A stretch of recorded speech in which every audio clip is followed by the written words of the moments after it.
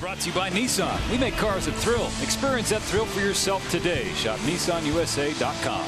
And by Jack in the Box. The double bacon sourdough jack has slice after slice of bacon. Try it at Jack in the Box. Now, teams have been trying to take the National League West away from the Dodgers. They haven't been able to do that. LA owners of 9 of the last 10 titles on the verge of a 10th in 11 years. We keep saying that because it's not normal.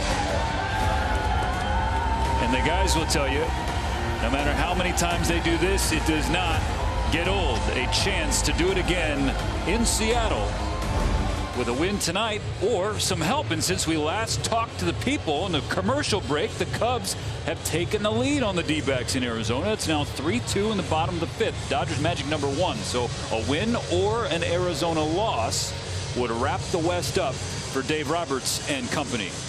Looking good either way.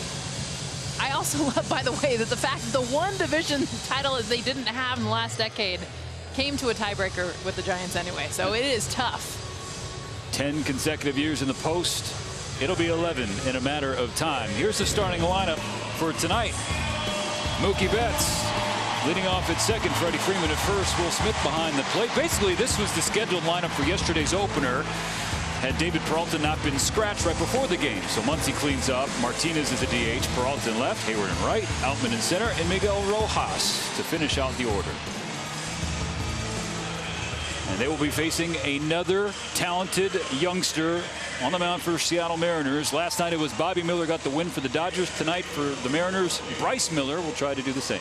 It's unbelievable, too. How many young pitchers that continue to roll out. Bryce Miller, another one of them, has had a good season. Outside a couple of duds where he has struggled, include his last one in Tampa, 5 earned runs in the 5 innings pitched. Throws a whole lot of pitches, too. He's got 6 in his repertoire, mostly the 4-seam fastball and the slider. Look at the difference in velocity, 95 compared down to the curveball at 78 miles an hour. But really, you're going to see a whole lot of that 4-seam and slider from him. 80% of his pitches. That look brought to you by StatCast 3D, powered by Google Cloud. Huge weekend, not just because the Dodgers are in town, but because of where Seattle is in their own standings in the American League. Still in the hunt for an American League West championship, as they currently are a game and a half back of Houston. Texas is between them. But the Rangers lost against Cleveland today, so the Mariners could pull into a tie in second place. Houston is currently losing as well, and that's where they want to take advantage. And you look at how close it is, those 3 teams, not just for the wild card, because that's the big part of this, but also the fact they still have a chance to win their own division.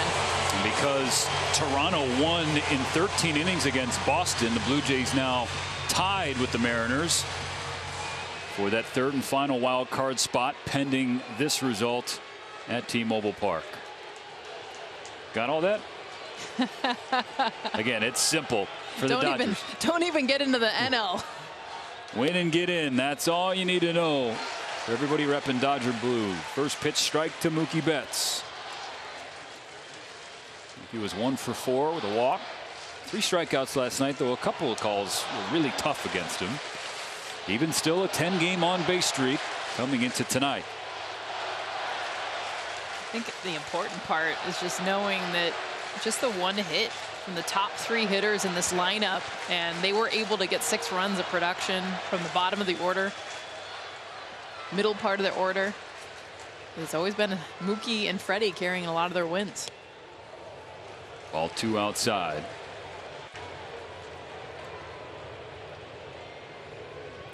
The hits haven't been there in September for Mookie the way they were in August, but he is still finding a way to get on base and impact the ball game. On the 2-1, he swings and begins the game with a base hit. Well, we talk about the lack of hits, and Mookie's like, I got one for you. He just has great at bats, and that's the thing, is he's going to put himself in a great position to hit. And this one just staying inside out, driving this ball up the middle. It's been pretty cool too to see all the Dodger fans here in Seattle, a sold-out crowd, but you feel it's about 50-50.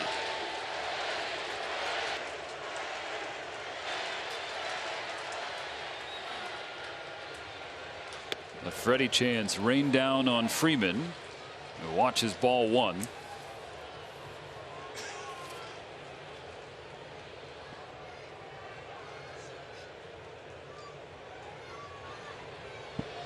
Freddie was 0 for 3. Was hit by a pitch and scored in last night's opener. Hits one up the middle off the hand of Miller. Mookie's going to be out at second base. That's the pitching hand of the young righty. But it was 55 miles per hour off the bat. Nobody's out of the Seattle dugout.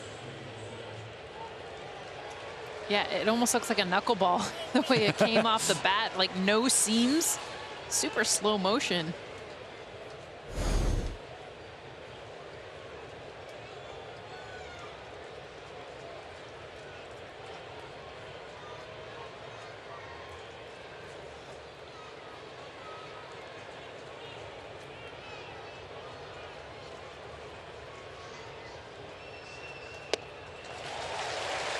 It scored 1-6 because Miller got a piece of that on the fielder's choice. So Freddie and Mookie trade places. Will Smith, an 813 OPS into game 2 of this series. He fouls back a second strike. Will Smith continuing to see a heavy dose of fastballs. We saw that last night.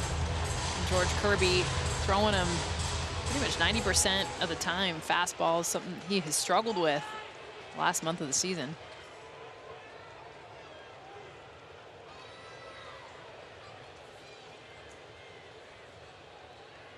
Miller's 0-2 to Smith. And Smith down on strikes.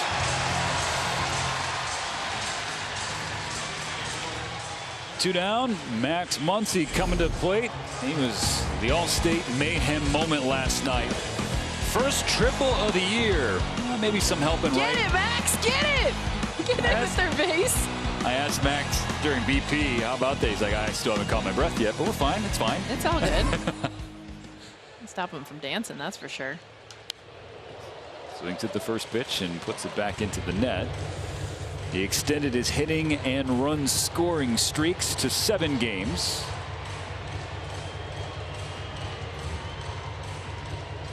And with that RBI triple, he set a new career high with his 99th RBI. Freeman on first.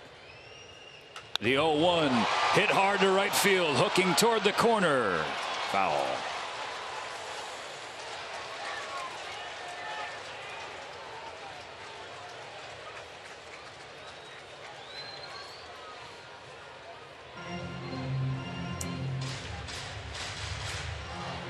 $99 steaks, you're eating well. Really like to get to that 100 mark.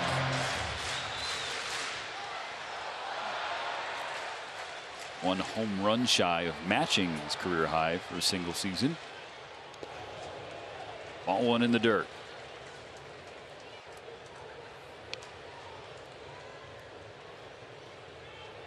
Max, one of just 2 Dodger hitters ever with 4+ seasons with at least 35 home runs. You think about how he started this season too, and grinding through the struggles, tweaking his swing, kind of just mentally working on, okay, gosh, this is hard. It's a hard game. I don't think he had realized that too the last year and a half, kind of going through some of those struggles, but he came out with it with a bang and has been good ever since. 1 ball, 2 strikes on him here in the first. He checks up and takes ball 2.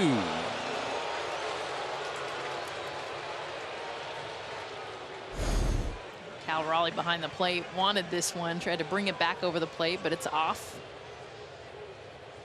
And Malachi Moore, the home plate umpire, drawing the ire of Mariners fans here in Seattle. So we'll do a 2-2 pitch.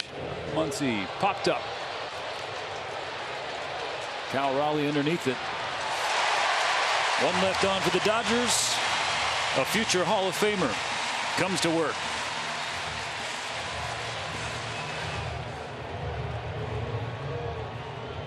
For the Mariners in Game 2, facing a left-hander Clayton Kershaw. It's still Crawford, Rodriguez, and Hernandez to start, but Teoscar the DH this evening. Cal Raleigh cleans up at catcher. Eugenio Suarez at third, Ty France at first, Kelenic in right, and Dylan Moore and Sam Haggerty came off the bench last night, starting here tonight. Time now for the Audi player profile. Clayton Kershaw here at T-Mobile Park. Pretty good. It's kind of Clayton pretty much everywhere. Fair point. First start in 11 days. It was the 5th of the month in Miami. And Clayton was originally slated to pitch this past Monday, but was pushed back. As the ball here today. You look back to his last start in Miami. The biggest difference you circle, and this is what's been talked about, that four-seam fastball, he threw more than he normally does, but it's also 88 miles an hour. Something I think the Dodgers are definitely keeping an eye on is the velocity of that fastball, but more importantly than anything, what you're seeing right now is the command. Throwing strikes, being able to light up that strike zone. Mariners probably going to take a little bit more than they normally do. They got Crawford, and it's 3-1. 10 base runners against Kershaw in Miami, including the 5 walks that matched the season high, 2 home runs, 3 runs, and 5 innings of work. A little too high, so it's a leadoff free pass issued to Crawford.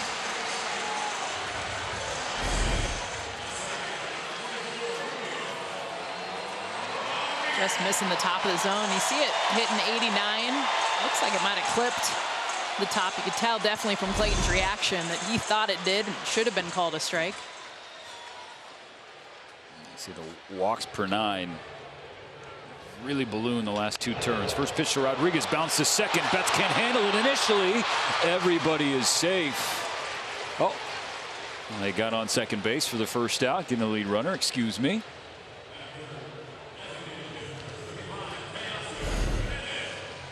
You tell Mookie already thinking double play, gets to this, his eyes come up a second too soon. Already his momentum going to second base. He got really excited to help his pitcher out.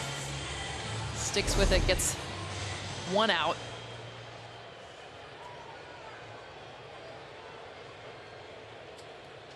Rodriguez on first for Teoscar Hernandez, owner of a 29-game on-base streak. Extended it last night, going 1 for 5.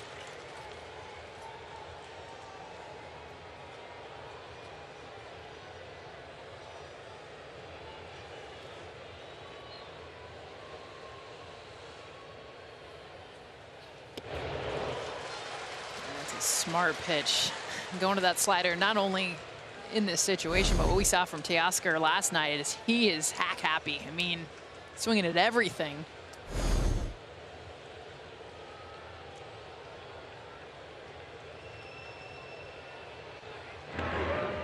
Hernandez, big bat and a run producer, but also a free swinger. Rodriguez this year, 36 stolen bases and 45 tries. Back-to-back years with 25 and 25 home runs and stolen bases. 30-30 here in 2023.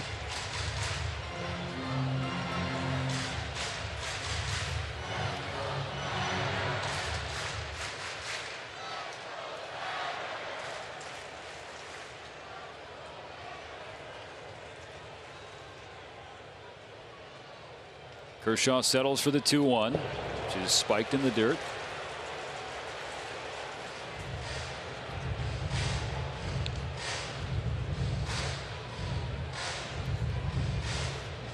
Our friend Fabian Ardaya of The Athletic had a really interesting and insightful piece today, focusing on number 22, who was vulnerable, who was self-aware and very honest about where he is at right now. His 3-1 pitch is swung through for strike 2. And of course, don't want to give away all of Fabian's work, which again you can check out on The Athletic, but Clayton Kershaw said basically right now it's Bobby Miller in an open tryout to see who can be on the postseason roster for the pitching side. No egos. It doesn't matter what you've done. I have to prove it. Lance has to prove it. He wants to prove to himself that he's still good enough, which that line strikes you. Someone who is great enough to be in Cooperstown one day. Yeah. Thinking about where he is right now. That's how he's played his whole career, is despite everything he's accomplished in the past, he is all about where your feet are today. So hard on himself. He's his biggest critic. You can tell that just from his reactions when he pitches. He's definitely not one to say, hey, look at my stats, look at my accolades. His 3-2 to Hernandez is low for ball 4. So that is what Clayton Kershaw said about himself. What did his manager have to say about him, Kirsten Watson? Yeah, Stephen. Well, Dave Roberts, he continues just to highlight the body of work. And as we've talked about with Clayton Kershaw, and I think Jess said it perfectly, he likes to be exactly where his feet are and in this moment. But to Dave, they know what he is capable of doing in the postseason. They know that he will rise to the occasion. And for them, as long as Clayton remains healthy and able to be in situations in which he can have strong outings and really strong command, then they are going to continue to run him out there, guys.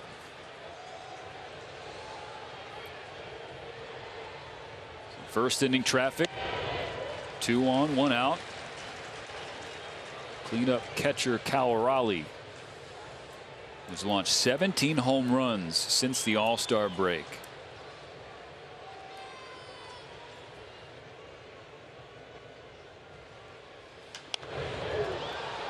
Popped up and back into the seats.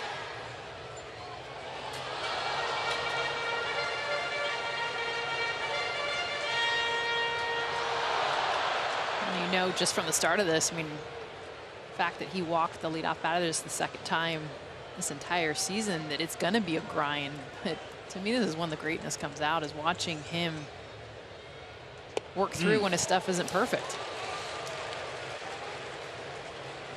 That's what you want to see. A hook for strike 2. Beautiful look at the curveball. We've seen already a few changeups as well.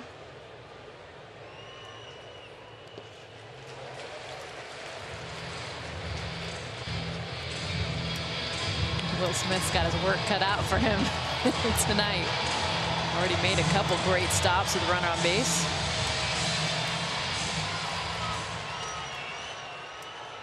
So his pitch usage so far, first 17 pitches of the game. The 2-2 to Raleigh. Oh, yeah, okay. Malachi Moore is going to make us wait. Strikeout number 1 for Kershaw. This is dotted low and in. Maybe a little bit off the plate. Remember, he didn't get the call, and actually you saw his reaction there. He didn't think he got the call.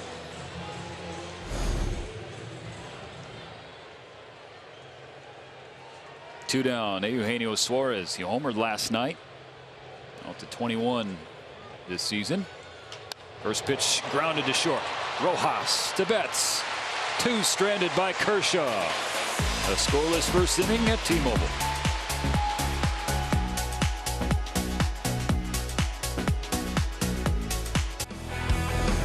Last night, JD Martinez had 2 knocks, 2 huge knocks, a pair of RBI singles, including that last one.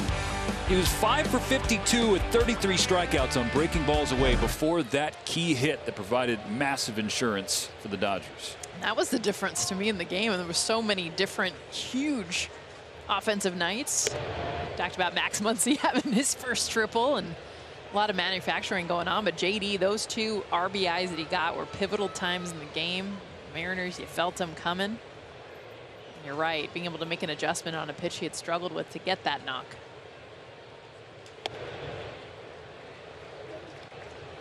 He's in front of Bryce Miller. 2 balls, no strikes. And you alluded to it, Jess. Now, last night, the top 3 for the Dodgers, which of course is the engine that drives the car. 2-1. Combined 1 for 10. They did walk once and were hit by a couple of pitches, scored twice, but just the 18th time all year they've gotten none or one hit in their top 3. Just the 8th win. Martinez puts one into the seats. Right now we give you scoreboard watch. Yes. Especially when you say it with that voice. Yeah, the D-backs have tied the Cubs at 3 in the 6th inning now. The Rockies on top of the Giants in game 2 of the doubleheader. Wow. Magic number for the Dodgers to clinch the division, just 1. The win here tonight, and none of those scores matter. Just put a big red X. I'm not watching you anymore.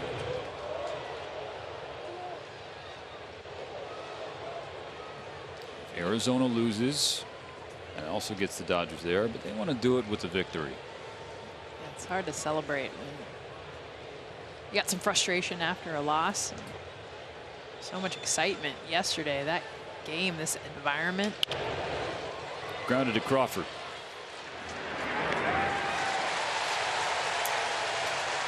And playoff feels. I mean, that's what's fun about, playing these kind of games against a team like the Mariners is right there in it. I mean, every single play matters for them because they're fighting for their playoff season. And so you think about with the Dodgers and being able to be in this environment and have this opportunity with this crowd, Dodger Nation showing up strong as well.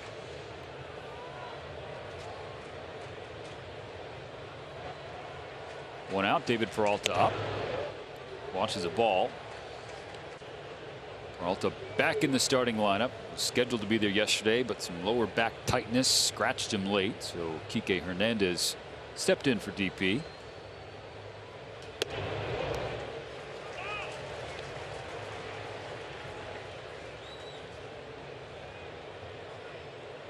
Career .412 hitter here at T-Mobile Park.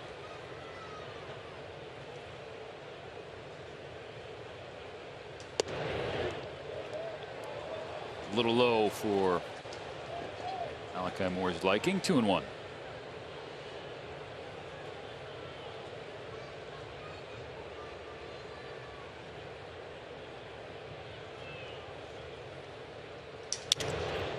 Broken bat. Little flare into the glove of Suarez. Here's a word from Shakey's Pizza. Shakey's Pizza. Handcrafted since 1954. Oh, yeah. Hi, Jason Hayward. He was 1 for 4 last night and scored. The amount of your talents, it's just. I think we're stretching the meaning of that word. A lot of fastballs so far from Bryce Miller. That's clearly attacking this team. They're 0 for 4 against it so far. I mean, his first handful of starts, he was near 80% fastballs. Yeah. It's electric. You can see why, but of his 14 home runs he's given up, 11 have been on that pitch, and it's a different deal when you get to this level, especially when guys know it's coming. You're almost not used to it as a hitter anymore, though. Everyone's pitching backwards. Starting off with breaking balls. That was a good take from Hayward. The call didn't go his way.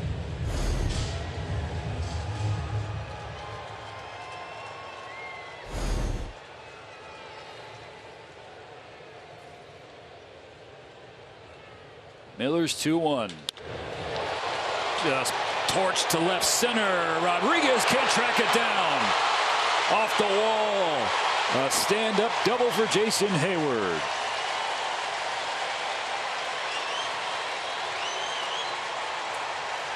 It just doesn't get old anytime the ball comes off the bat of Jason Hayward. Sitting around the cage during batting practice, watching all of his teammates, including Mookie and Freddie, just go. They stop whatever they're doing to watch him hit 105 miles an hour off the bat. You know when Julio Rodriguez can't track it down, it is smoked. That's an excellent point. He had a great jump on that, too. So Hayward in scoring position for James Outman with 2 down. Dodgers ran up their 2-out run total last night. Now 338. I mean, watch Julio. Look at his reaction. I mean, and the speed that he's got. This is a ball that he catches off of pretty much anyone else's bat, but it's a little different. Jay-Hay. Outman last night hit his 20th home run of his rookie year. Ball too high. The Verizon player profile highlighting Audi. The first rookie in the history of the Dodgers with 20 bombs and 15 bags. And the franchise has more, or has better rookies too over the course of its history.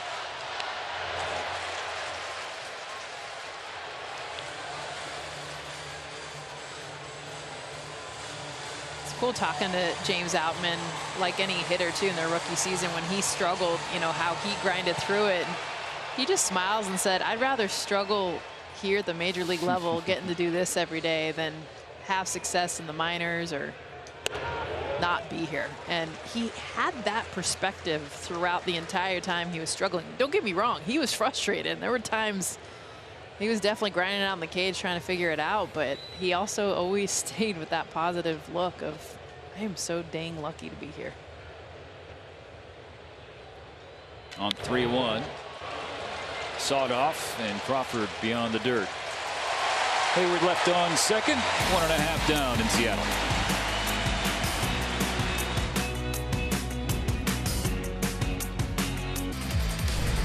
Let's take a look at the Dodgers defense presented by Defender.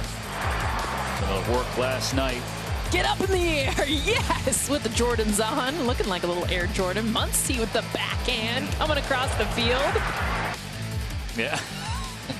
Okay. Ty France tees off. This is hooking toward the pole, and it's foul. Loud, long strike. He was sitting inside fastball. I mean, that was clear as day. Having an understanding. Clayton really good, usually getting ahead of hitters. First pitch strike. But got around it. Kershaw threw 19 pitches in the first, only 9 strikes, but still a scoreless inning. Worked through some traffic. And you know, for all that he's done over the last few months, at or near the top is his work with runners in scoring position. It's 1-1 to France. Hit hard to left field for a base hit. The Mariners 0 for 2 in that first inning with runners in scoring position. Now 1 for 12 in the series. For Kershaw since June, opponents 1 for 35 with RISP. Yeah, and that's been the story. Is as much as he might give up some base runners, giving up a leadoff hit right here at the leadoff walk last inning. Watch him just grind, especially if that runner gets to second base. That's what makes him so great.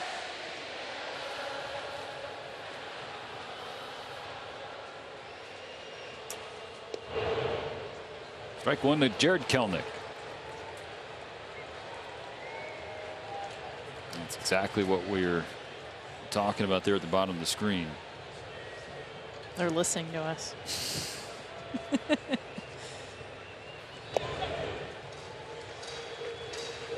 Kelenic was 2 for 3 on Friday night. Also walked in his return to the lineup. Injured his foot Monday. Foul ball, his right foot. First game back after missing 7 full weeks with a fracture in his left foot. So it's weird to say that someone has got a 9-game hit streak because you haven't seen him a whole lot the last few months, but Kelenic does. He's checking on Will Smith after the foul ball.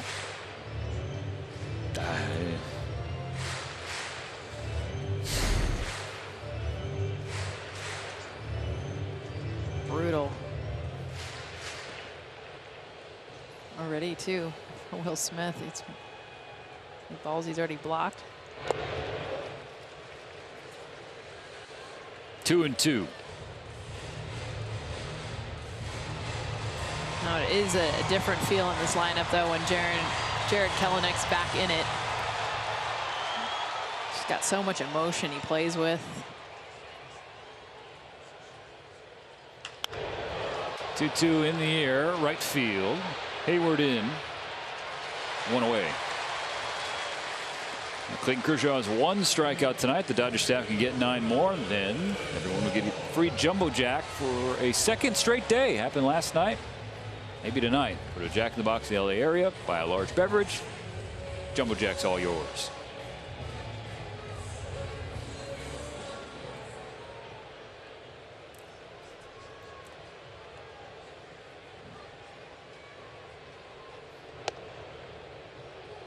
Ball one inside to Dylan Moore, second baseman in game 2. Pinch hit in game 1, struck out in the 6th. His lone plate appearance.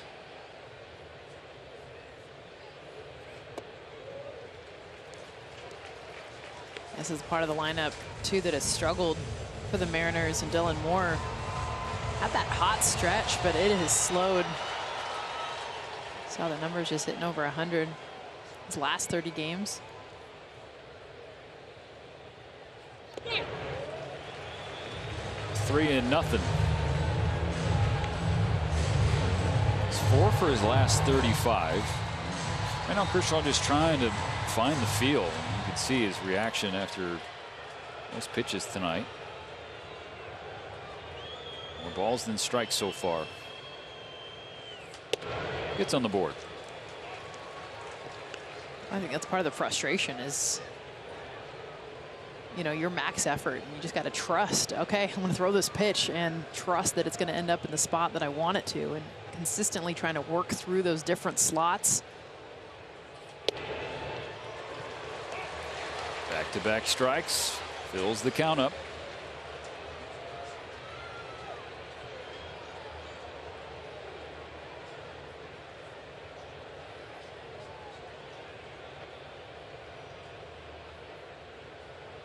And now a payoff. Strike 3, swinging. You know, I like this slider right off of the fastball that was in the same exact location. And if you could put those 2 pitches over the top of each other, they are exactly dotted together. About a 5-mile-an-hour difference. And of course, the depth there you saw with the slider, the strikeout.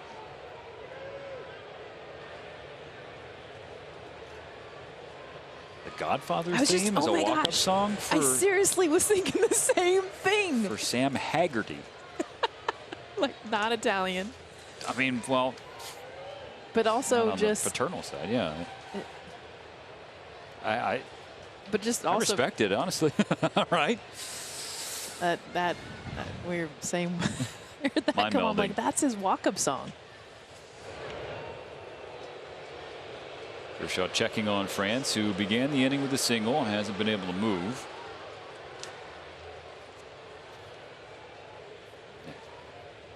As Haggerty honoring his mother, the Italian heritage on his maternal side. Strike 2, raindrop from Kershaw. And his Italian heritage going back.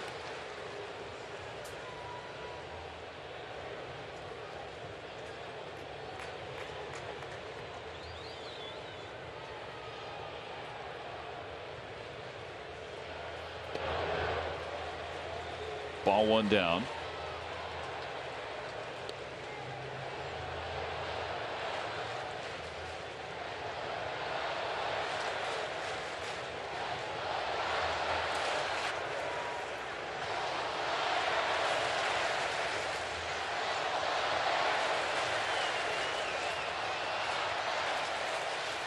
That's 3. Back-to-back strikeouts for Kershaw to end the second inning. Going back to the fastball, outside part of the plate. Clayton Kershaw for the leadoff walk gets out of this one. Partnering with Crisis Text Line to increase mental health awareness. Free 24/7 and confidential support in English and in Spanish. Text MLB to 741-741 to learn more. Thank you, Kirsten. With Kirsten Watson and Jessica Mendoza, Steven Nelson welcoming you back to Seattle with the feet heat of Miguel Rojas in the 9th spot of the order. See if he switches his shoes mid-game like he did last night. Fouls the first pitch of the third into the dugout. Last night 2 for 4 with a home run. He started the game wearing Clemente Day Jordan 4s. They were new shoes, and you're saying you changed them after the home run. What are you doing? Stick with those. Well, he went from Jordan 4s to Jordan 5s. This ball one tails away from him. Mookie Betts edition. The Mookie Betts edition. I saw Miggy, what happened? He's like, the 4s were new, they were not broken in, and they were killing him. He's like, after the home run chop, he's like, I don't know if I can do this. Ball 2 down in the dirt.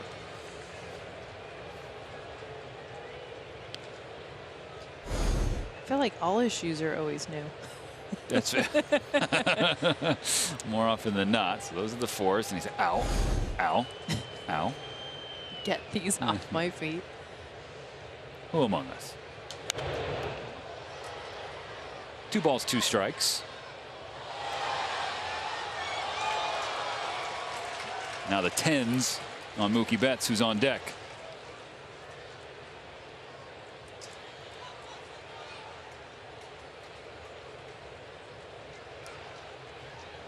On 2-2, grounded to his counterpart.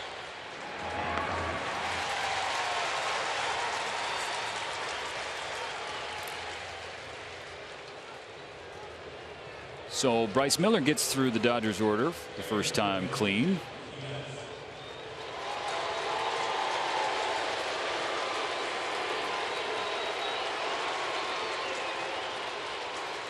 Betts still 1 homer and 1 ribby from all-time records by a leadoff batter in a single season.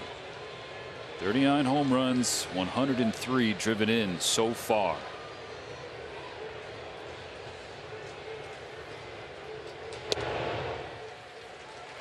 Takes a strike.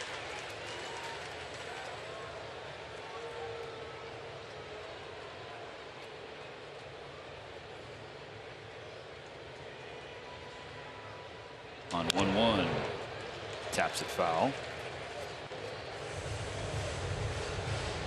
Home run derby jokes aside, T-Mobile Park is not a place that he has had a ton of success in his career. Entered the series in about 220 here in his career.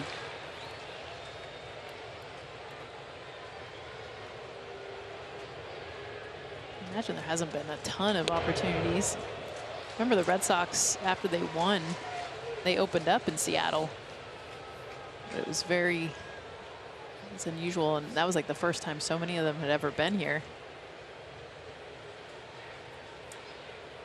They were so excited. They were like, we want to go see orca whales. Okay, Mookie will take that. Ball 3 just off the plate. Miller thought it was strike 3. That's close. Might have caught the corner, maybe.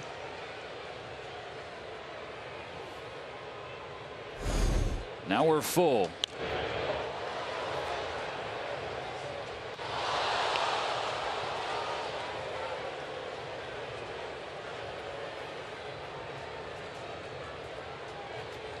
It's pretty much what you're going to get, a heavy dose.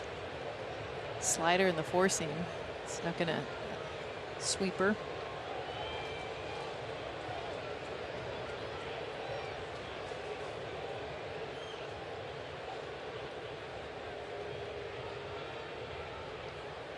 Another 3-2 to Betts.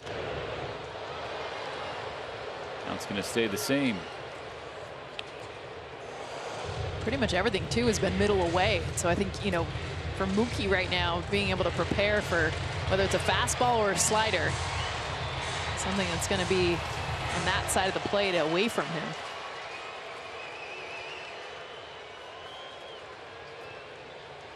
Miller's 8th pitch.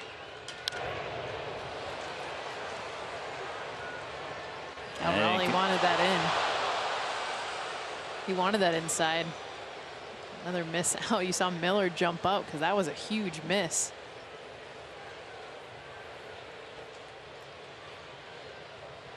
Betts will see a 9th. This one in play. Down the line, foul territory. France can't corral it.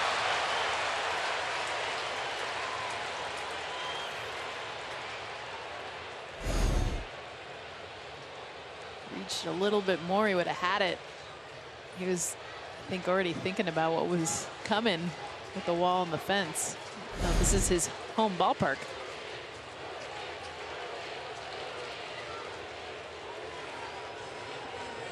The last 4 in this 9-pitch sequence, 4-seamers from Bryce Miller. Pitch number 10 to a man wearing 10s. Called strike 3 on the inside corner. Heck of a battle between Bryce Miller and Mookie Betts.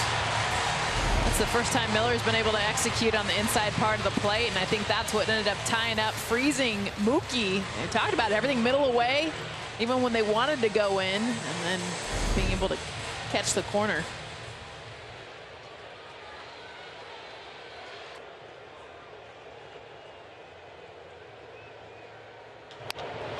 Freddie Freeman goes after the first pitch, a sinking base hit in front of Rodriguez. 2-out base runner for the Dodgers in the 3rd. I think he needs to assist Mookie on that one. After Miller battling it out with Mookie, first pitch down the middle. Freddie's like, thank you.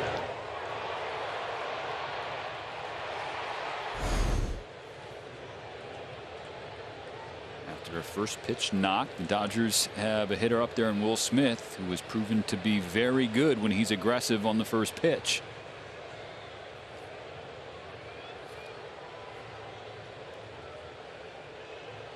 Let's see if he goes after it. He does. Got a piece.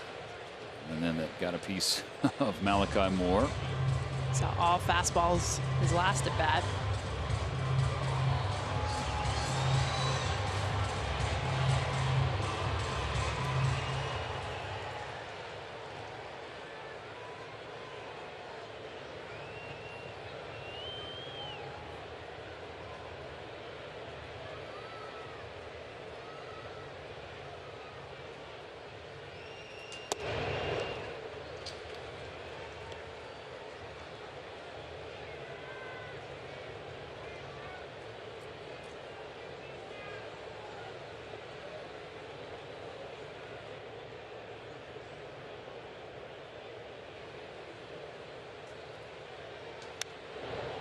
Foul back. I don't like you see that hand come off like that uncomfortably for Smith. This bottom is lead hand.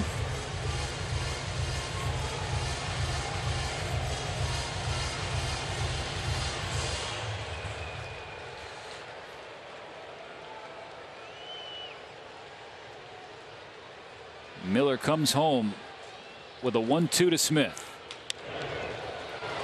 A ground ball to Crawford. 3rd straight inning, the Dodgers get a runner on, but can't bring him home.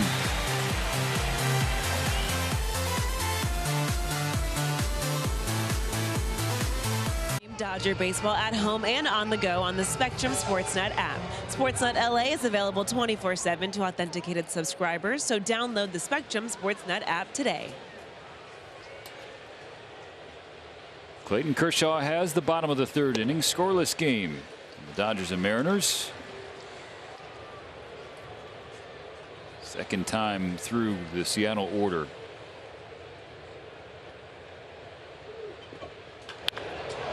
Crawford well in front of that, heads up in the seats and smoked.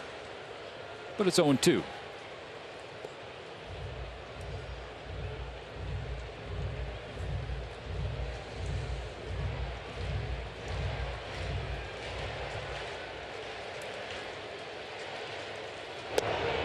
Below the zone. Lefty Kershaw against the lefty Crawford. If you want to learn about an athletic family, you read up on the Crawfords. 1-2, drilled right field corner, foul. So his mom Beth played collegiate volleyball. His dad Larry was a 4-time CFL All-Star defensive back, won a Grey Cup in the Canadian Football League. But it's his sister Eliza. Yeah, let's get to the sister. A softball star at Fullerton. That is who JP credits with his love for baseball and his ability playing it. Freeman just inside the line. Kershaw covers the bag.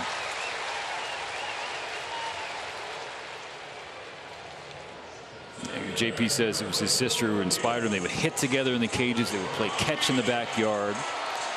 And after her outstanding career for the Titans, she went on to work the MLB Urban Youth Academy. JP is a product of that. About a decade there, and now she's transitioned to a new job. It's still coaching here in the Pacific Northwest. Julio Rodriguez turns on one. That's a fair ball down the left field line. Takes some weird hops in the corners. Finally dug out by Peralta. Rodriguez holds up on second base with a one-out double. Julio continuing a tear that he has been on last few months. Look at the pitch location. He's way up and out of the zone. And he's got long limbs. The fact that he keeps his arms so tight to his body to even make this a fair ball shows you how special of a hitter Julio Rodriguez, 22 years old. And it was cool too, his first at bat, and he was ended up getting on second base. Watching, I wish I was listening to him and Mookie. They couldn't stop talking. In fact, Clayton was going to pitch, and Mookie's like, I'll be right back. They were just continuing to chat to each other. And two of the game's greats right now, especially the last 2.5 months. Those two have been the best in their own league. So you just kind of wish you were a fly on the base. Oh, yeah. Julio was a guest on Mookie's podcast yesterday, by the way. And Rodriguez to third. The throw from Smith. The tag from Muncy. Got him. A huge second out. Because you get that guy back to the dugout. This is something you rarely see. I'm wondering why, especially against Clayton, not someone that you normally would run on, especially to third base.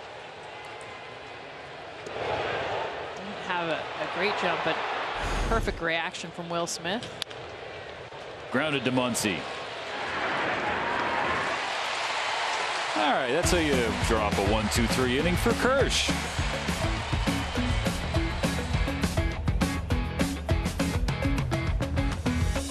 Presented by Cadillac. Relief pitcher Brusdar Graterol visits the world-famous Pike Place Market here in Seattle. That was this morning. A beautiful day that he did that. And the whirlwind Major League debut, hard-throwing Dodger prospect Kyle Hurt. Don't miss this Backstage Dodgers Saturday. I saw Bazooka in the hotel after that. He smelled great, so he cleaned off quick after catching the fish. Yeah. I like that you went in for the smell. All right, yeah. You fishy? It's investigative journalism. Yeah, thank you. Big J journalism. Greatest. He smelled good. Yeah. Strike one to Max Muncy, top of the fourth inning. Dodgers and Mariners still efforting a run tonight, similar to last night. Out of the gates. It's Bobby Miller for the Dodgers, George Kirby for the Mariners. Bobby picking up win number 10. Keep these bats silent too. It just shows why the Mariners have the best ERA in baseball. Continuing to attack them, but Dodgers offense found a way after the 5th inning, especially once they got into the bullpen.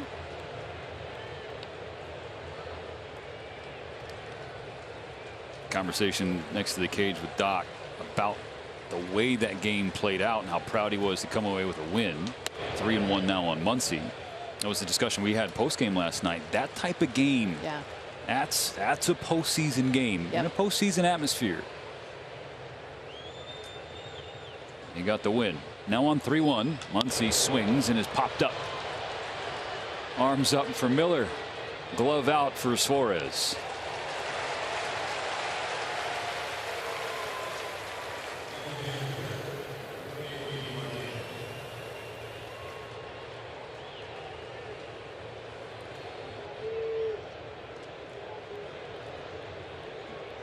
There's JD Martinez too, and I know we've talked about it, but home runs are exciting. They're fun. You know that the Dodgers are going to hit them, but postseason, when you're facing a guy with stuff, just some nasty stuff, figuring out a way, 2 strikes, and that's what JD talked about. Shortened up, poked the ball through. I mean, that got me excited because that's what you need in October.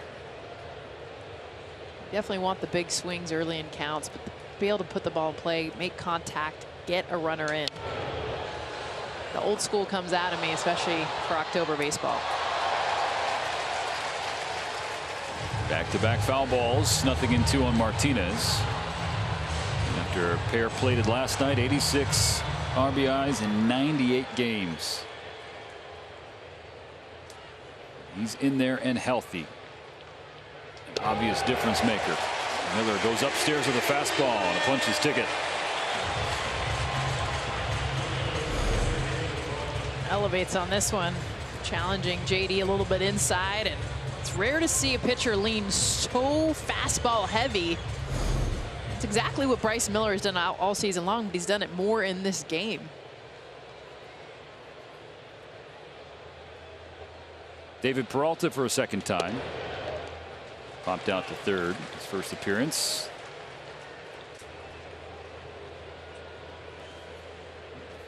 Again, this is on brand for Bryce Miller. Heavy fastball usage. Dodgers 1 for 9 against it, 3 strikeouts.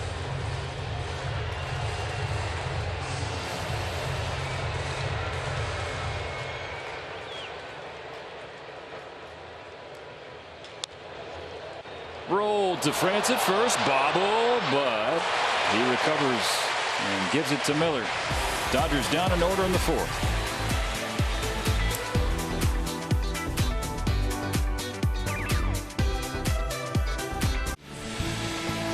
Dodgers baseball on Sportsnet LA is brought to you by Carl's Jr. The new Big Char Chili Burger is here, and just $79.99 for that combo that includes the small fries and a small drink.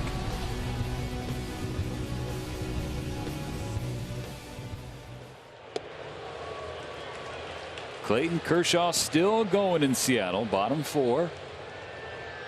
Feeds the first pitch strike to Cal Raleigh. Donuts on the scoreboard. In the air, center field. Outman has it.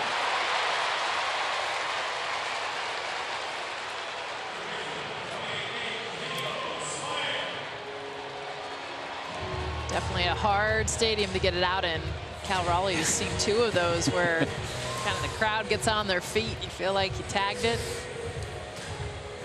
And you talk about that with Suarez stepping in with 1 down.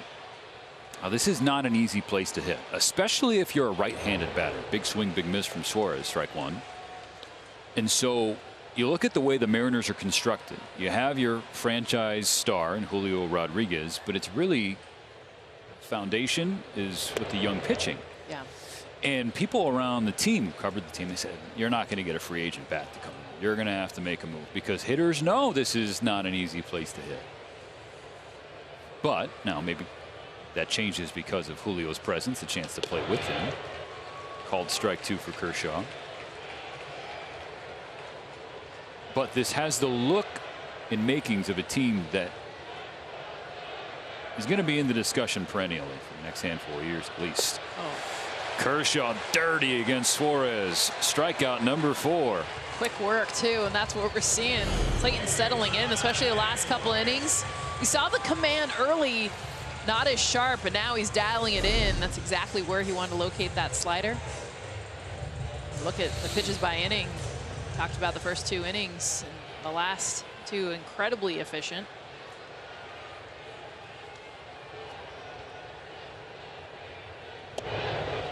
Ty France waves. Yeah, also, there had only been 2 chases for the Mariners until that last inning, and now they're starting to be a little more of who they are. Grounded foul. France needs some new lumber. It's 0-2. The last time up for France, he went after a first pitch fastball inside, was 2 out in front of it, nearly launched to left for a home run. Eventually got on with the base hit. So you see the pitch mix changing for Kershaw and Will Smith this time around. Just, I mean, I continue to get impressed every time Clayton Kershaw has the ball because of now what we're seeing. You know, the stuff is there. We've seen the slider, what it can do, the curveball, but the fact that he doesn't have his best stuff right now, and he continues to just grind and fight. And if someone gets on base, let alone in scoring position, He finds his best stuff in those moments. Finds a way. 1-2, line to left. Peralta is there with some flair. Speaking of sliders, this is what this looks like as Peralta comes in all smiles. Go back. Oh, no. Yeah, we're fine. We're fine. Yeah, totally. Just adjust. You're watching Dodgers baseball on Sportsnet LA, and it's brought to you by your Southern California Toyota dealers. Clayton Kershaw threw 4 scoreless, and now a conversation with Dave Roberts in the dugout. Kirsten Watson relaying Doc's thoughts pregame that could be 2 innings, could be 5 innings. Right now he's beyond 2, just short of 5. I was going to say, Clayton heard, so you're telling me I got 5. Bottom of the order would be due up for the Mariners in the bottom of the 5th right now. The top of the 5th inning. Dave's still trying.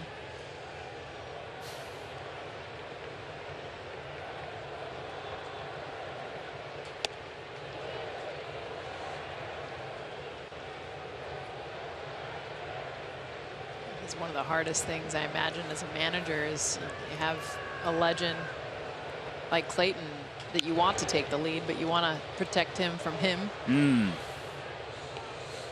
Communication. I mean, that is a huge part of that position. A position that Dave Roberts has held masterfully this year with so much that has gone on for this team. All right.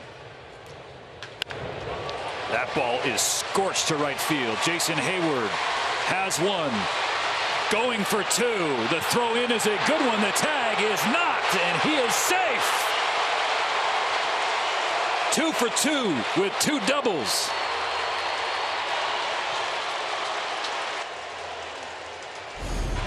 Jason Hayward just putting a beating on the baseball in this game. 108 miles an hour off the bat. He gets to the wall so quickly that Kelenic actually had a chance. Great throw into second base. J.P. Crawford could not hold on. Hayward's in there regardless. His 11th hit, 4th for extra bases in the last 8 games. In scoring position for James Outman, nobody out in the 5th.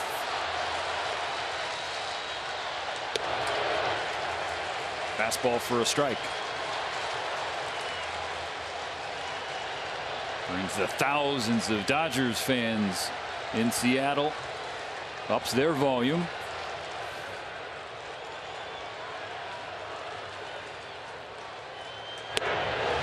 Big hack, no contact, nothing in 2. Well, conversation not over. With the handshake, I thought, okay, maybe he's coming out. It's hard. I mean, the last 2 innings, he looked good, and he wants a chance in the 5th inning.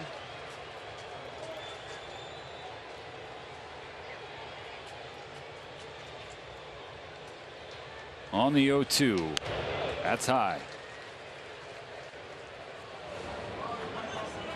As expected, Emmett Sheehan preparing to come in after Kershaw.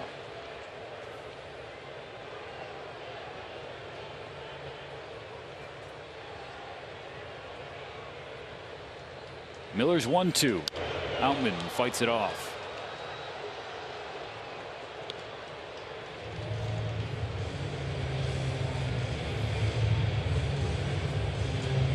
Last night's home run from Outman saw the latest example of Outman's power, even with a short and sweet swing.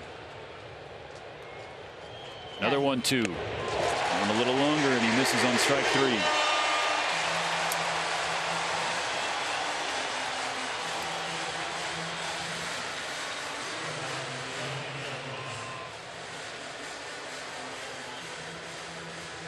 I think part of it too is knowing how good Clayton looked the last 2 innings is like having that be the feeling that you walk away with. And the 5th inning has, for some reason, been the Achilles, that 1 inning for Clayton. Ground ball to short. Hayward advances to 3rd. 2 out now.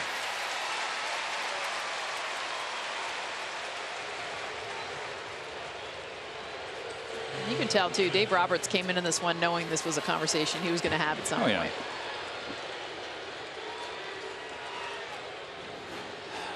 Cal Raleigh conversing with Miller. Mookie Betts due up, updating the National League West scoreboard. The Rockies take 2 from the San Francisco Giants today. 9-5 in game 1, 5-2 in game 2. So now the Dodgers looking at the Cubs, knotted at 3 in the bottom of the 9th. The D-backs have a chance to walk it off. The Dodgers clinch with a victory. At this point, an Arizona loss. Oh, the Dodgers are going to see the Rockies before this season is over. They can give them a gentle thank you. Yeah.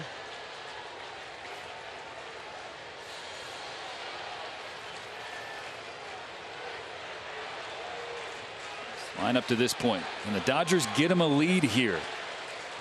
Hayward off third, Betts up with 2 down. He's 1 for 2 with a single and a strikeout. First pitch swinging, center field. Rodriguez robs him. That ain't a way to treat your podcast host, J-Rod.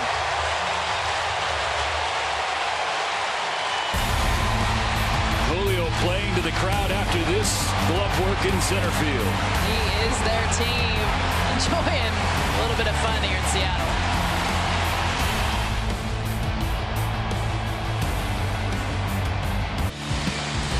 The electric performance is brought to you by the all-new Nissan Ariya, and it came from the Dodgers bullpen last night. And this bullpen since the 20th of June has been the best in baseball. Last night, 3 1/3 of shutout baseball.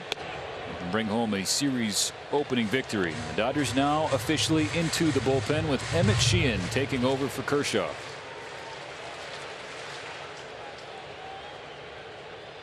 His 11th appearance.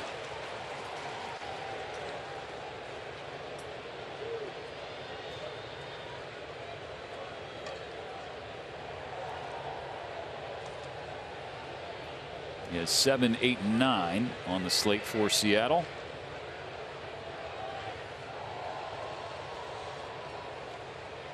The numbers of the Dodgers bullpen, and it's been so good. That's why the trust to not have to push any starting pitcher, whether it's Clayton Kershaw or not. You don't have to get that length. You kind of see the opposite on the other side. The Mariners going 6 and 7 innings because they haven't trusted their entire bullpen, but the Dodgers so much confidence in the guys that they can roll out there. Left center, Outman, arm up, signaling to Peralta he's got it, and he does. So for Kershaw, though, it's still really encouraging. 4 shutout innings, 2 hits, 2 walks, worked through some traffic as he's done successfully seemingly all year long.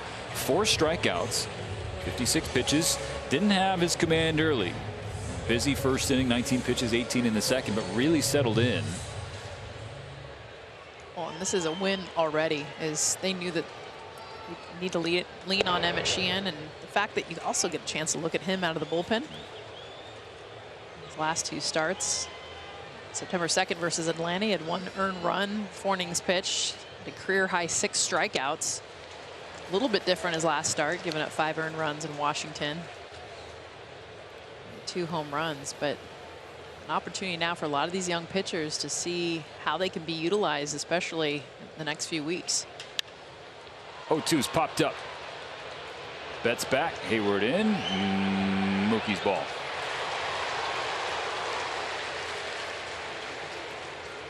Emmett Sheehan in June made 3 starts at a 2.65 earned run average.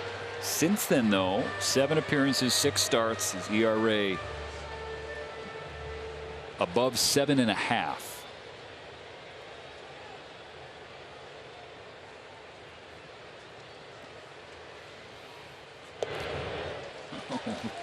Took some off that. Strike 1 to Haggerty. That's what I'm kind of excited, though, thinking about him as a possible bullpen piece, or being able to be in this position. That changeup.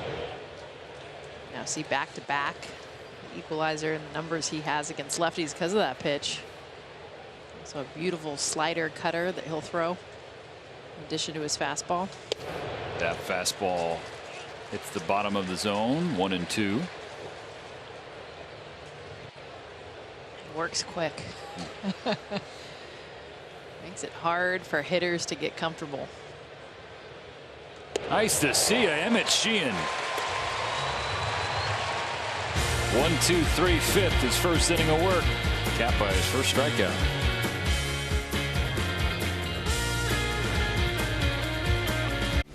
Head to Dodger Stadium on Tuesday for Dia de los Dodgers presented by Hornitos. Purchase a special ticket pack to receive an exclusive jersey. For tickets, go to dodgers.com/ticketpacks. Kirk Gibson and the Detroit Tigers coming to Los Angeles. First, 2 more in Seattle. I guess 1.5 now.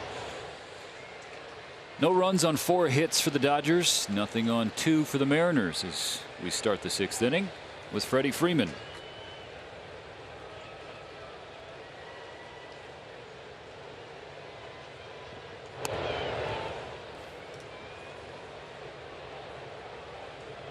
Dodgers nearly broke through in the 5th. Leadoff double for Hayward, got to 3rd. Line drive, Mookie Betts. Catch made in center by Julio Rodriguez, and then welcome Mookie to what they call the no-fly zone here at T-Mobile Park. Throws up the X to the fans in right center. Unless it's Jason Hayward, who definitely got one hit by him. On 3-0, Freeman takes ball 4, 4-pitch walk.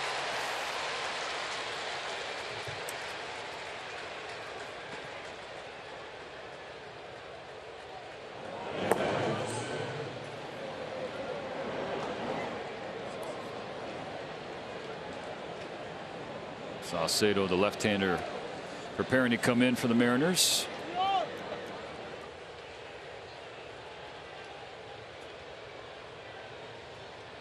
Here's Will Smith. Ball 1.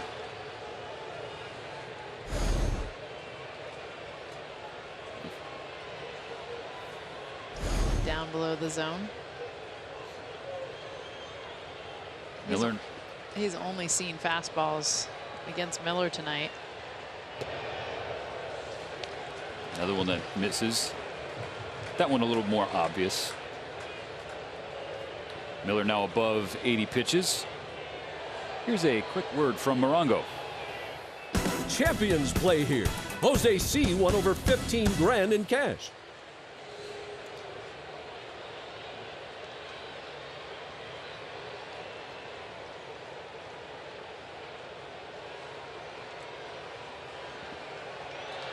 Mound visit about to be broken up for Raleigh and Miller.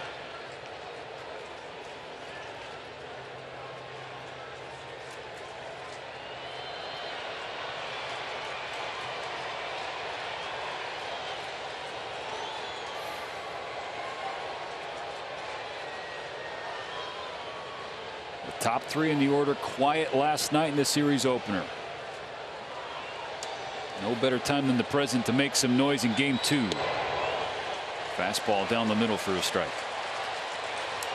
Yeah, it's been a quiet game too. If you look at both offenses combined 0 for 14.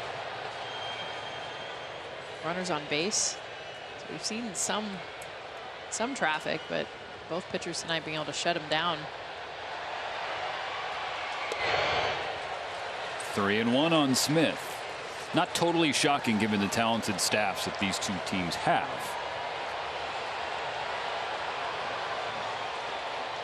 Gonna be a fight.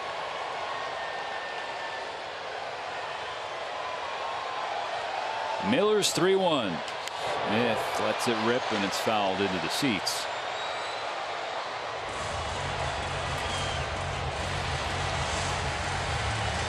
Starting to see too the velocity from Miller going down. We saw 96 kind of plus 95 to 97. Now we're seeing that fastball go down to about 93, 94 here in the 6th. Freeman takes off. And it's popped up. Will it get out of play? It does.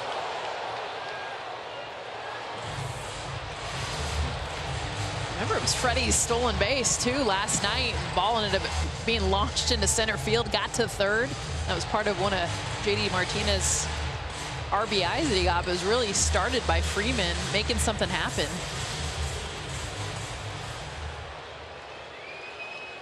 Freddie also 1 stolen base shy of his first 2020 year. 20 home runs, 20 stolen bases.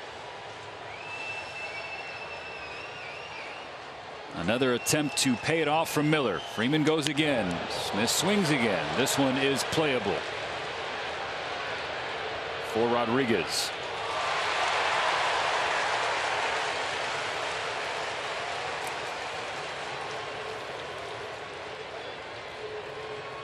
Here comes Scott Service. Or Muncy has a chance to step into the batter's box.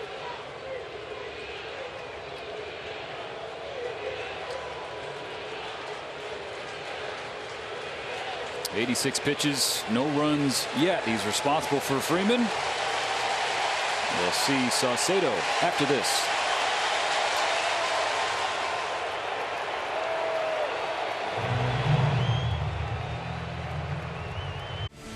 Dodgers baseball on Sportsnet LA is brought to you by Morongo Casino Resort and Spa. Less than 90 minutes from wherever you are. Good times. Update in the National League West. The Diamondbacks and Cubs in Arizona, top of the 10th. Chicago scores the Ghost Runner. It's 4-3. And the top half still going. Again, if Arizona loses, this game in Seattle doesn't matter. No. Arizona will come up in the bottom of the inning. A chance to say something about that. The focus solely on Seattle for Dave Roberts and the Dodgers. Pitching change for the M's is officially made. Saucedo, the lefty, to face the lefty, and Max Muncy. A good arm out of the bullpen, especially against lefties. A wicked slider that he'll throw. Hitters hitting just a .196 against it. He's struggled though as of late. First pitch grounded to France on the backhand to short for 1. And that is 2 on 1 pitch from Saucedo. To the bottom of the 6th we go. Still scoreless.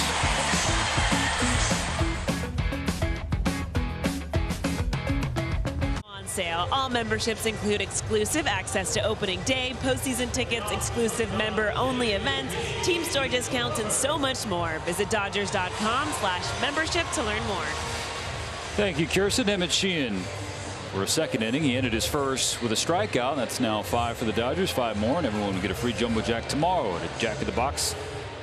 Purchase of a large drink valid, of course, only in LA. 1, 2, and 3 for Seattle. Nothing in game 2 of this series. Dodgers trying to clinch the National League West with a win.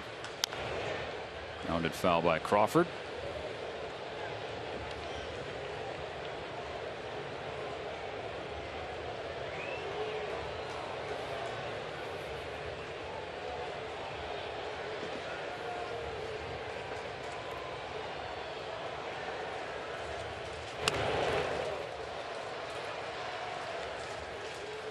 J.P. Crawford never gets out of the batter's box. It just stands there. No matter where the ball is, just waiting for that next pitch. Bayou. Strike 3 for Sheehan. Well, and you got to know, too, Sheehan's best pitch against lefties has been the changeup, and I love that he rides the fastball up in the zone. Knowing Crawford, 2 strikes in the back of his mind, he is prepping for something a lot slower. Beautifully located after throwing him everything down. It was a non-fastball. Now Julio Rodriguez, 2 ABs, 2 pitches seen. And he takes a strike. Double his last time up. Unique streak at 8 games. Probably easier to point out the games he hasn't had a hit the last month.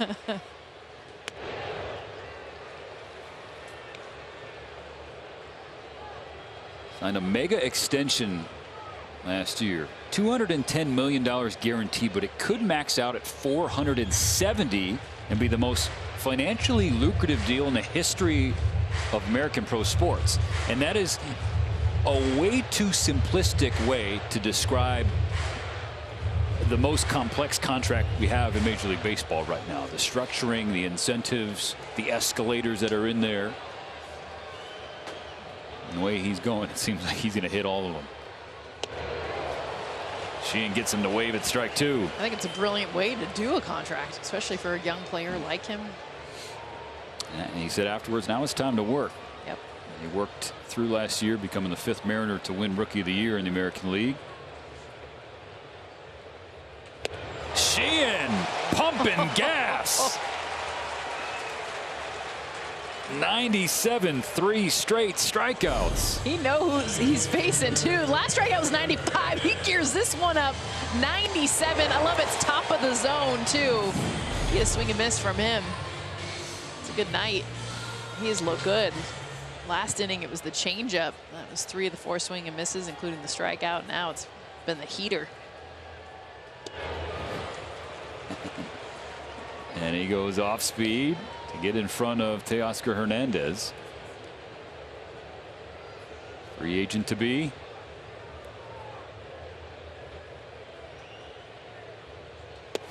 Quickly, 0-2.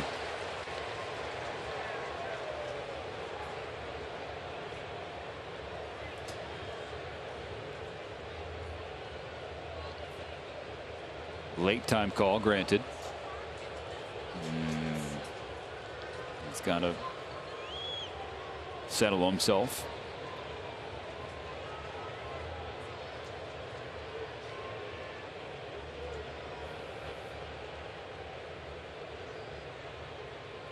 A little high with ball 1. The rare hold from Teoscar Hernandez too. See him swing at that pitch a few times. It doesn't bite there either. 2-2. Second most strikeouts in the American League. One with more is his teammate Eugenio Suarez.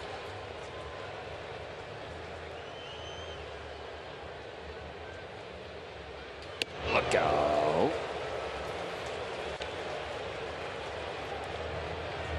Counts run full. Cubs had the bases loaded in the top of the 10th. Couldn't get any more, so it's 4-3 to the bottom of the 10th. Now the 3-2. That's 3. Sheehan shoving. 6 up, 6 down. The last 4 strikeouts. Bringing the high heat first to J.P. Crawford. Fastball up in the zone, 95. Kicks it up for J-Rod to 97. And how about the changeup dotted? Look at that run. 1-2-3.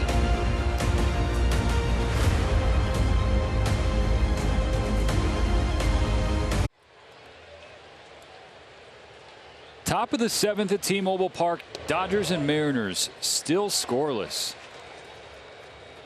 Pitchers duel that started with Clayton Kershaw and Bryce Miller now into the bullpens. JD Martinez will kick off this inning against Saucedo. We got 2 outs on 1 pitch when he entered the game in the 6th to face Max Muncy.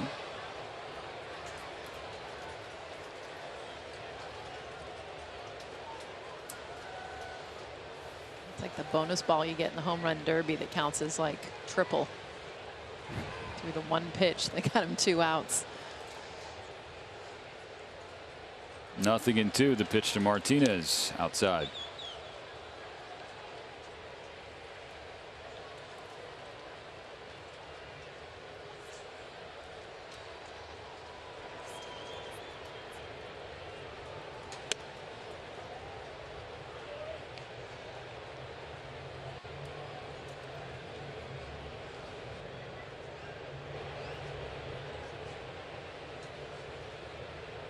On 2-2. Strike 3's in there.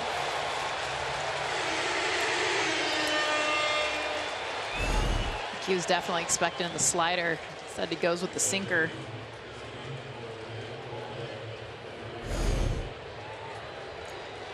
Pinch hitter for the Dodgers and for David Peralta is Chris Taylor.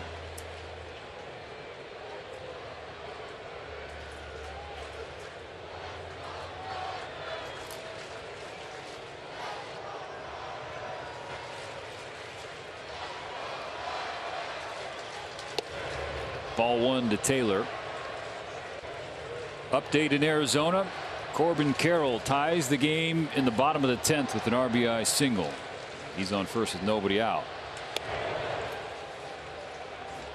2-0 to CT. Again, could be a Dodgers win or a D-backs loss at this point. That locks up the division.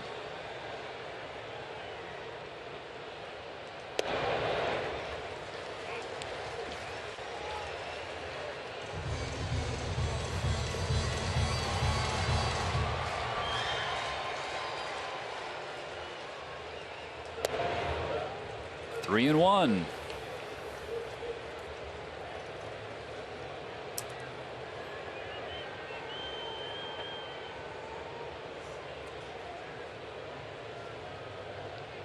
On 3-1, Taylor swings and lifts a fly ball to center field. Can of corn for Rodriguez, 2 away.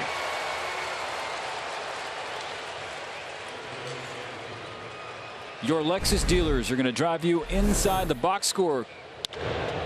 Look at Jason Hayward's night so far. 2 for 2, 2 baggers. Both 100 miles an hour or more. He's had the one in the left center. This one close play at second because he hit it so hard.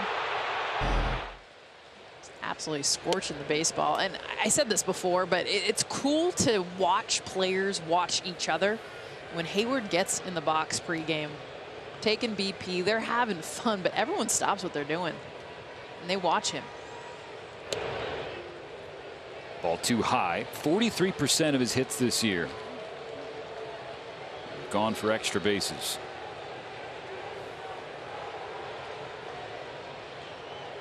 A rare opportunity against a left-handed pitcher. Just tickled the inside corner for a strike. Dave Roberts pinch hitting for Peralta instead of Jay Hay. Can he deliver? He's in front, 3-1.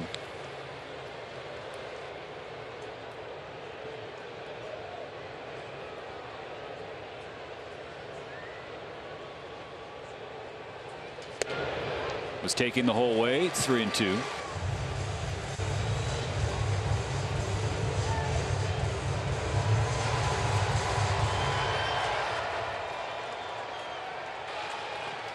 Payoff fouled back. See another. Jay Hay has 3 hits this year against lefties. 2 of them have gone over the fence.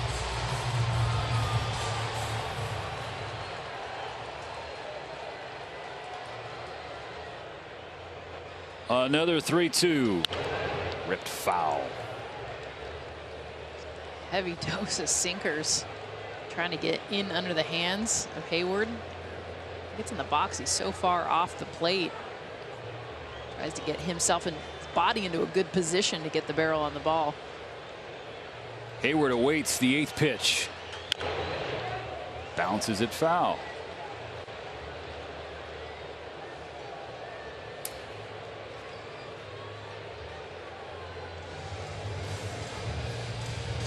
Despite those limited looks against lefties for Hayward, you have not heard one peep from him. Despite the success he's had this year. About getting more opportunities, he's embraced his role. Pitch number 9. Oh, this is a good one.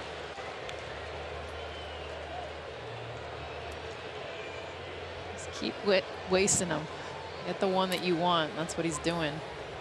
Fouling off the ones that don't look good. Dare you to give him another fastball.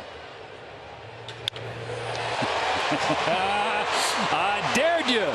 Jason Hayward, come on, giddy up. 3 doubles for Jay Hay.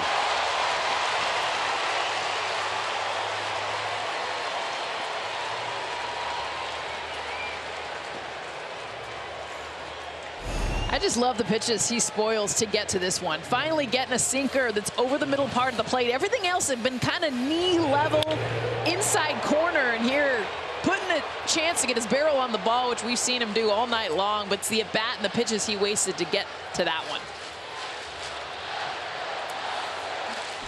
A 2-out double. Forcing the hand of Scott Service.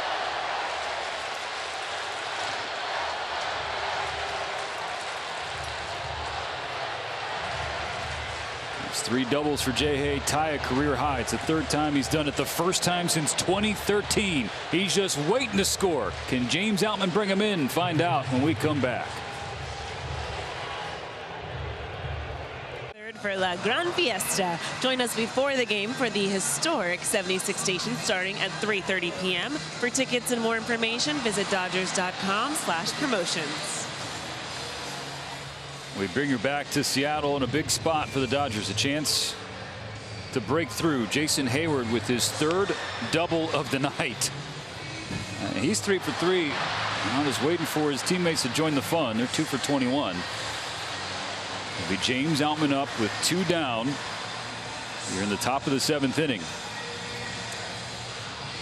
And James Outman will face the right-hander Matt Brash. And it seems like the first time all year that an opponent makes a pitching change in front of Outman and doesn't bring in a lefty. So the Mariners see that he gets more hits, reverse splits against lefties, more pop against righties, sure, but we'll see how this battle works out. Matt Brash has always been the go-to. Hard to find a game the Mariners have played that he hasn't come into. Fools Outman a swinging strike. I think after facing Miller, I mean, Outman saw all fastballs up in the zone. He was sitting fastball, ended up getting a slider down at the ankles. Brash worked a 1/3 of an inning last night, gave up a hit, no runs.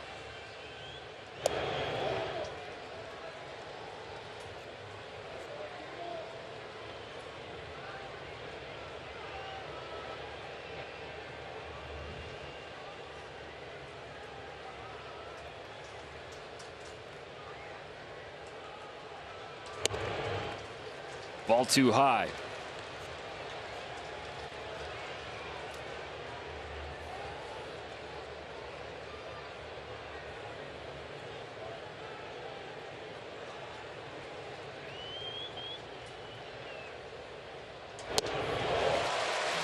Count squares up, 2-2. Second time he's gone to that well and induced a swinging strike from Outman. Almost staying more like a cutter horizontally. Heyward on second. The 2-2 from Brash. Lined right at Suarez at 3rd base. We stretch.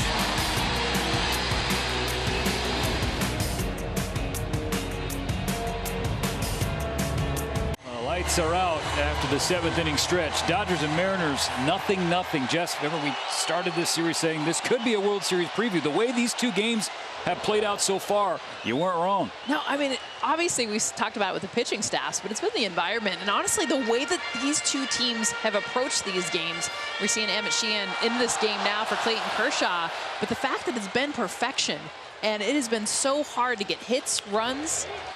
Grounded to Freeman at first. Fred will take it himself. It's what you want. Ends the strikeout streak for Sheehan at 4. Scoreboard update. The Cubs held the D-backs to just 1 run in the bottom of the 10th and have scored in the top of the 11th. So it's 5-4 Chicago. Dodgers clinch the West with a win or an Arizona loss. Tip of the cap to the Rockies, who took both games in a doubleheader at Coors Field against the Giants.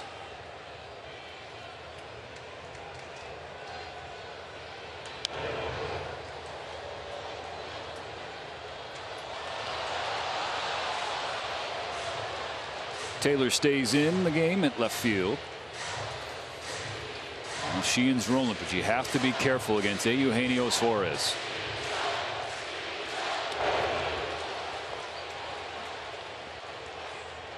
Hasn't been in Seattle a long time, but already beloved, already tip with the clubhouse sword.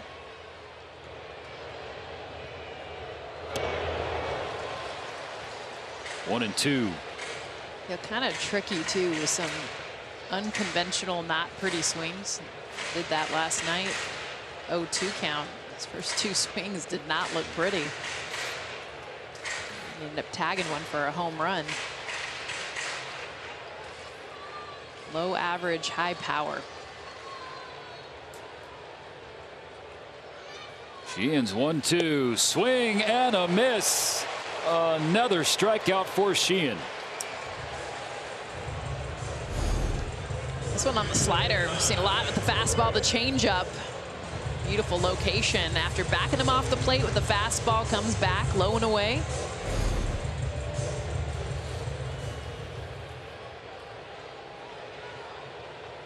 Ty France has been on once in 2 tries. The base hit. He's up with 2 down in the 7th. Sheehan goes above the zone. France misses. Strike 1.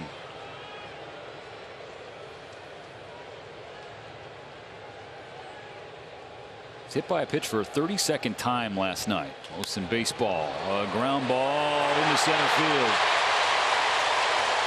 Rojas just missed on the diving attempt.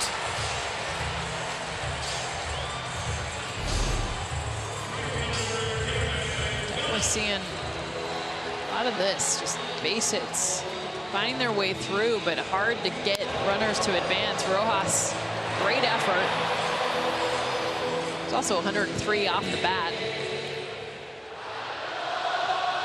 Sheehan had retired the first 8 he faced before that 2-out single.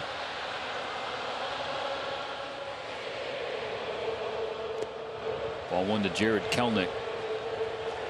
Sheehan's seen 21 swings so far, Jess. 13 misses. He's got the good stuff tonight. It's been fun to watch because it's all 3 pitches.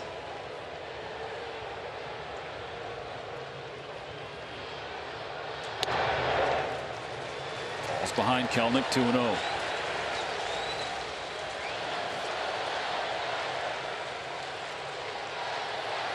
A 24-year-old Kelenic, 6th overall pick in 2018 of the Mets. Came here in the polarizing Edwin Diaz trade, trying to establish himself as a big leaguer. Swing and a miss, strike 1. He was having his best stretch before that injury. Kicking the cooler. And it really wasn't that long ago where Kelenic was viewed as the can't miss guy, ranked in front of Julio Rodriguez. Yep. But the big league development paths have been different. Still so much talent in there. On 2-1, he takes ball 3.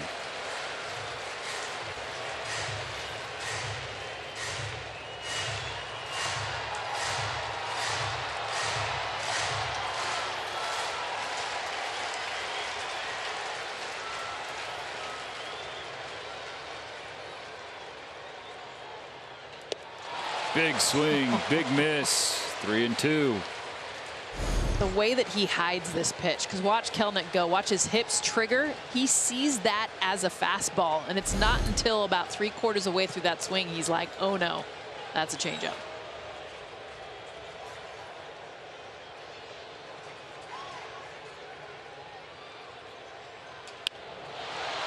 Fly ball left field. Taylor drifts over. The 2-out base hit doesn't hurt Sheehan and the Dodgers. Nothing as we shift to the 8th.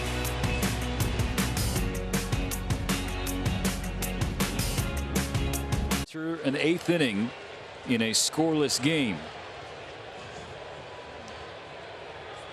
9-1-2. Up and into Rojas. Dodgers have 5 hits, 3 to Jason Hayward. He's 3 for 3 with 3 doubles. The rest of the team 2 for 22.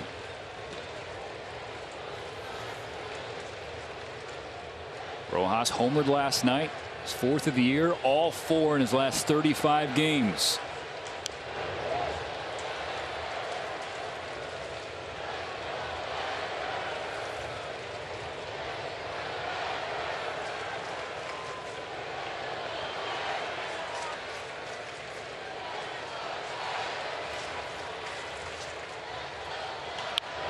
Ground ball right side. Diving stop Moore. He's up. He throws. Wow, in time. Terrific play at second base. Will the Dodgers challenge? No. Hits are so hard to come by as it is. And Dylan Moore, it's a fantastic play from the knees.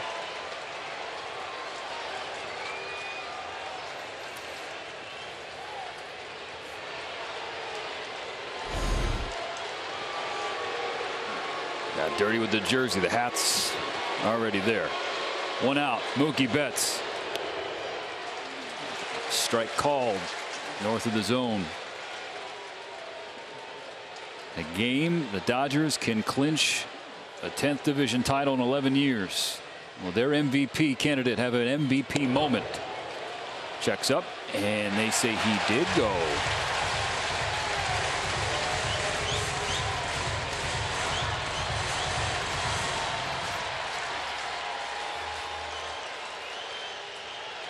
On 0-2.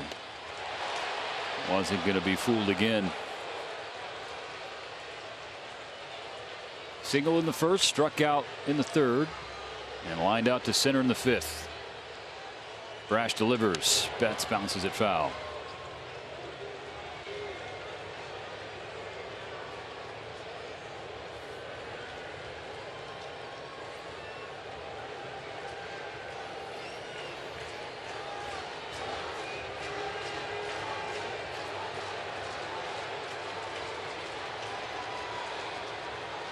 The pitch. Swings and misses. 2 out in the 8th. Goes back to the slider. Matt Brash, that's his pitch 50% of the time.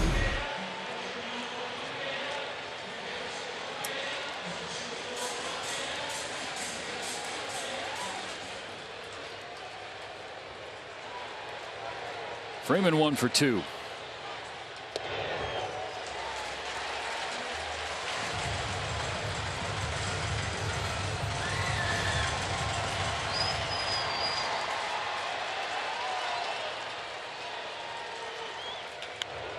Hit hard at the middle, right at Crawford.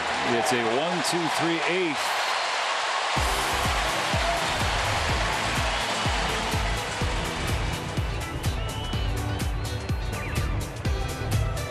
Brought to you by your Southern California Volkswagen dealers. It has been pitching dominant. Clayton Kershaw with the start. He had 4 strikeouts, handed it over to Emmett Sheehan, who has been lights out. Utilized the fastball at the top of the zone. Beautiful changeup and the slide piece to boot. 9 strikeouts. We see Sheehan come out of this one to start the inning. Scott Servais was ready to put Rojas in. The lefty is a pinch hitter. Roberts going to the bullpen. It's Alex Vesia when we return. Rally in the bottom of the 8th. It's a scoreless game for the Dodgers and Mariners. How about the scores elsewhere in the NL West? The Cubs and D-backs are now through 11, top 12, tied at 5. Because the Giants lost twice today in Colorado, the Dodgers clinched the division with a win here in Seattle or the D-backs loss in Arizona. Emmett Sheehan, 3 innings out of the bullpen. No runs, 1 hit, no walks, 5 strikeouts. Absolute perfection from him out of the bullpen. Alex Vesia wants an appeal, and he wins that appeal. Strike 1 against Josh Rojas. Alex Vesia has seen emergence. Definitely had a better season the last couple months. Struggled so much early on. Everything depends. You see a couple sliders in a row on that fastball command, though. Everything comes off of that pitch.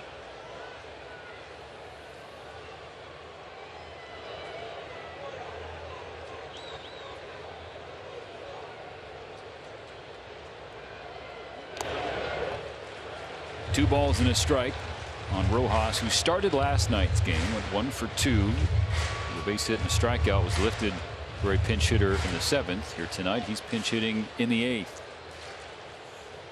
Acquired from the D-backs ahead of the deadline in the Paul Sewald trade. The Mariners trading their closer to Arizona.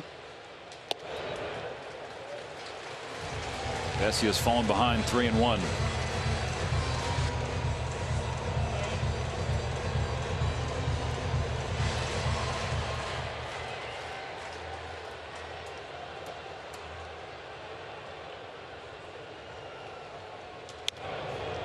Strike 2 fouled away.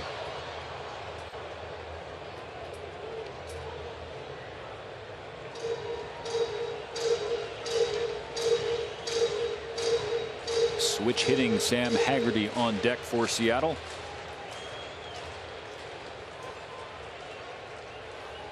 See him on the left part of your screen. The 3-2 pitch from Vesia. Line beyond Mookie's glove. It's a leadoff base hit.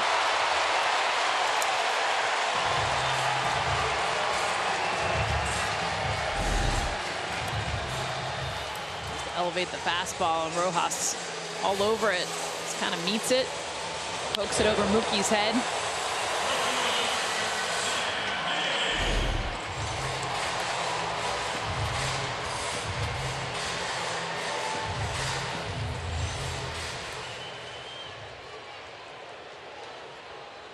Muncy on the grass at third.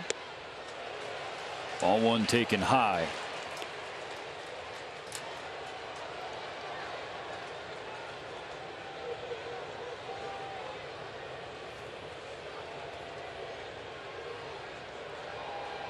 Muncy guarding against a potential bunt. Top of the order. Due up next for Seattle. There's strike one.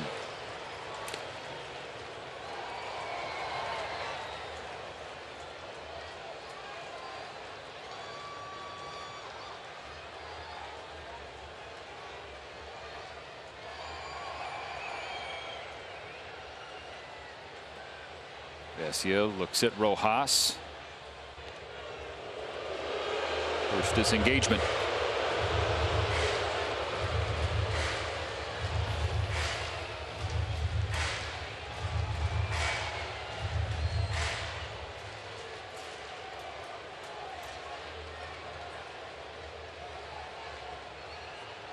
Here comes a 1-1. Check swing. Did he go around? Streckman says he held up.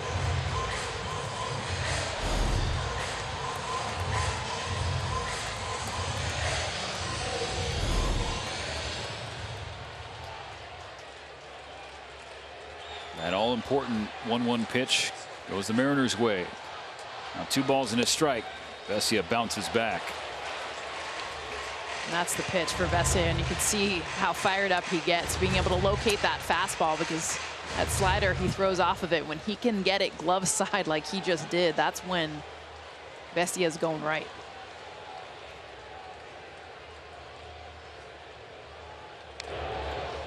Spoiled.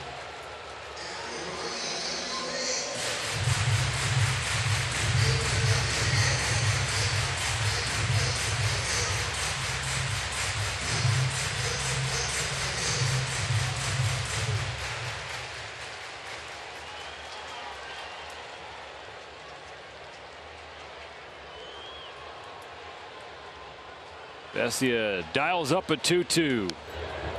Foul ball straight back.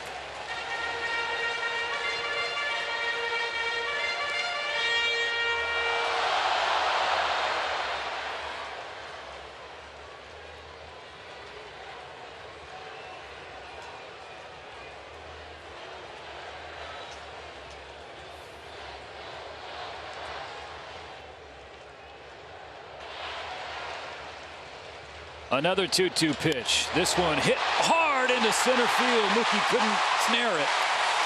The first 2 reach on back-to-back base hits. Haggerty has been good throughout the season. 2 strikes, so just shortening up his swing. The biggest thing is the miss from Vesia. Tries to go back inside. Gets it down the middle.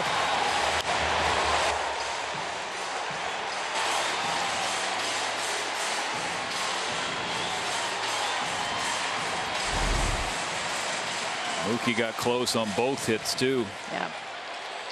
First and second, nobody out.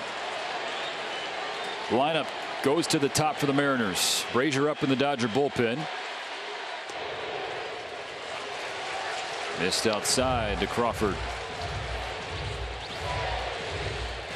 Mariners fans know who's up after Crawford.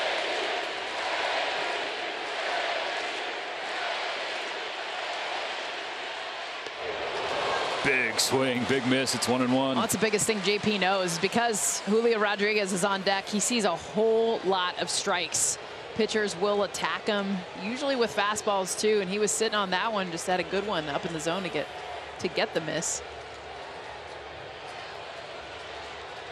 Vesia peeks on Rojas. Comes home to Crawford. Elevates to get strike 2. You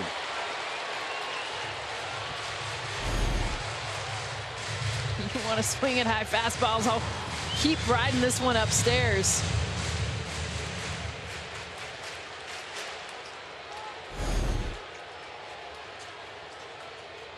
One more strike to get, and he does. Crawford chases in the dirt. One away, and that is the 10th for the Dodgers tonight. No, you're too nervous to eat right now, but you can celebrate tomorrow. Go to a Jack in the Box in the LA area, buy a large drink, get a free jumbo jack.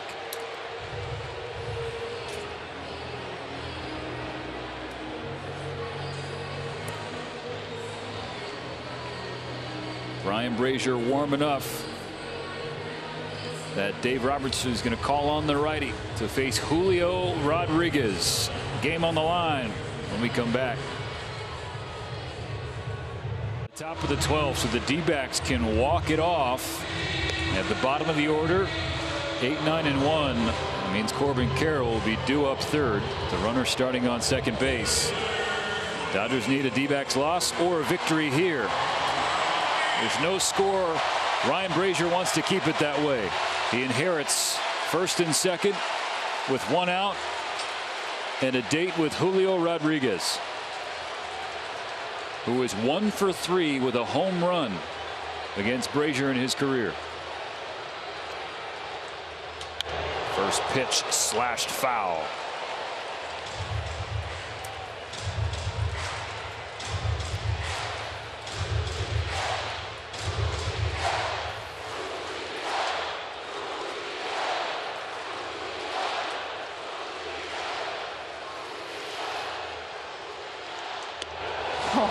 Big hack, no contact, nothing, and 2. After he threw him the sinker low and away, up at the hands.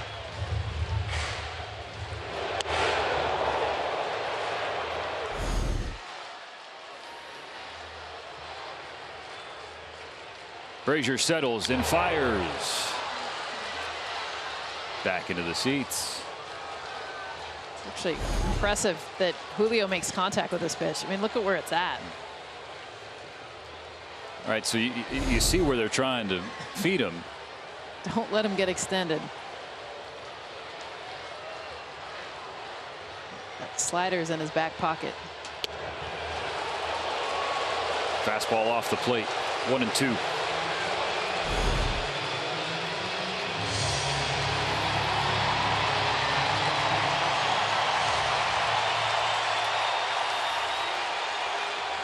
This is the good stuff.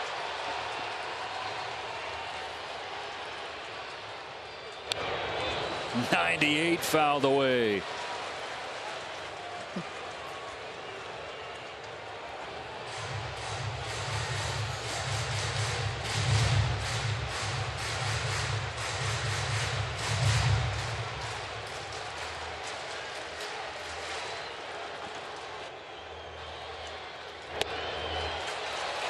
Count level 2 and 2. I know they want to go back up and in, but you just can't miss. You almost have to get it where it's about to hit him.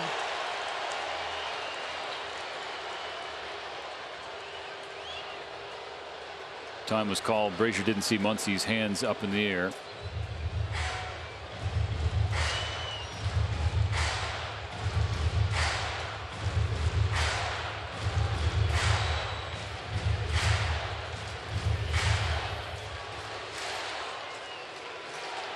All right, here we go. The 2-2 to Rodriguez. Another foul ball.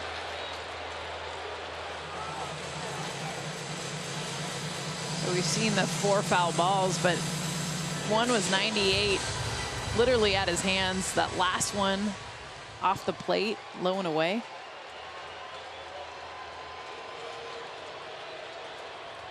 Number 8 from Brasier to Rodriguez. Upstairs. Full count.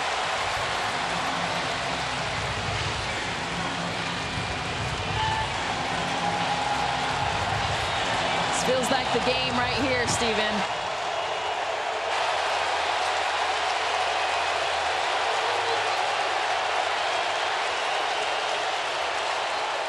Struck him out!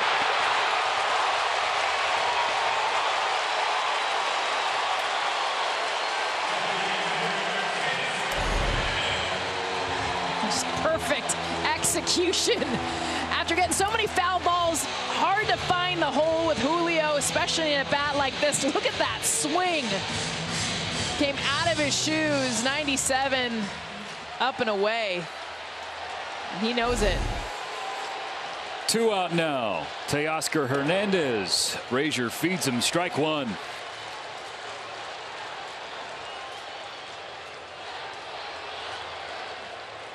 Former foes in the American League East now duking it out west.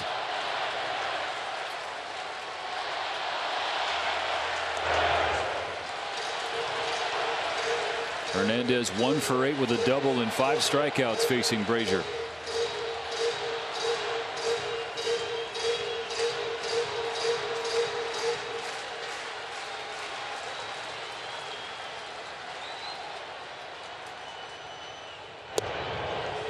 Beautifully executed, 1 and 2. Can't get a better location for this slider.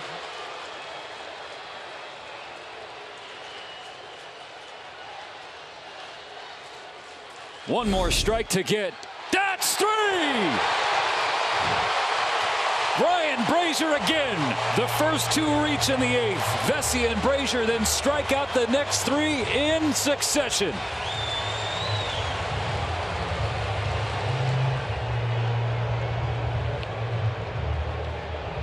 Two biggest pitches Ryan Brazier has thrown in a Dodgers uniform. Fastball up and away to get the big bat of J-Rod for out 2, and then a dot.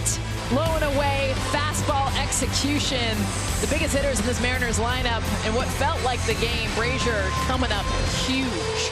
The 2 hottest Mariners, both down swinging. 4 shutout for the Dodger bullpen tonight.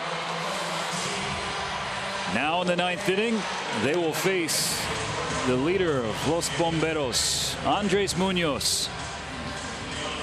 Andres Munoz has been the guy, the closer. You talk to Scott Service and who he counts on, especially once they trade away Paul Sewald. It's because of the confidence that he has in Munoz. He's had a couple of struggles as of late, but his stuff is real. In fact, he started throwing more of a 2-seam. He's got the 4-seam fastball along with the slider, but he was even telling us start to throw that sinker a little bit more. He has 3, 4, and 5.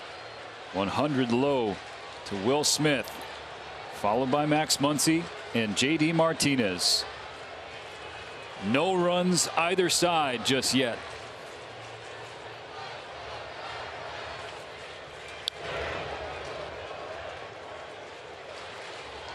The Diamondbacks had the bases loaded in the bottom of the 12th. They could not score. It's a playoff game over there in Arizona. Now Will Smith, fly ball, shallow right field. Kelenic in trouble, but he hauls it in.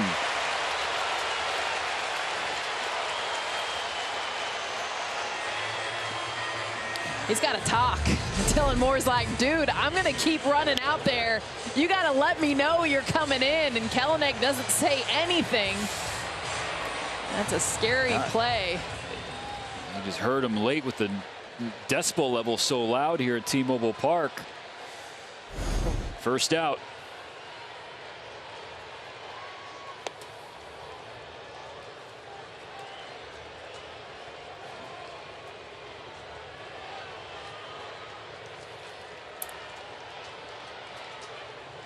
Power against power here. The righty to the lefty, Muncy.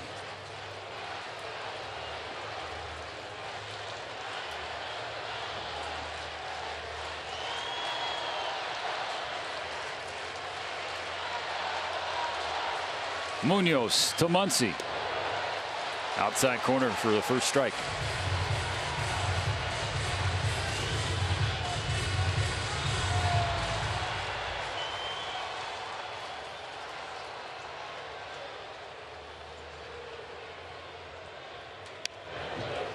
101 fouled back.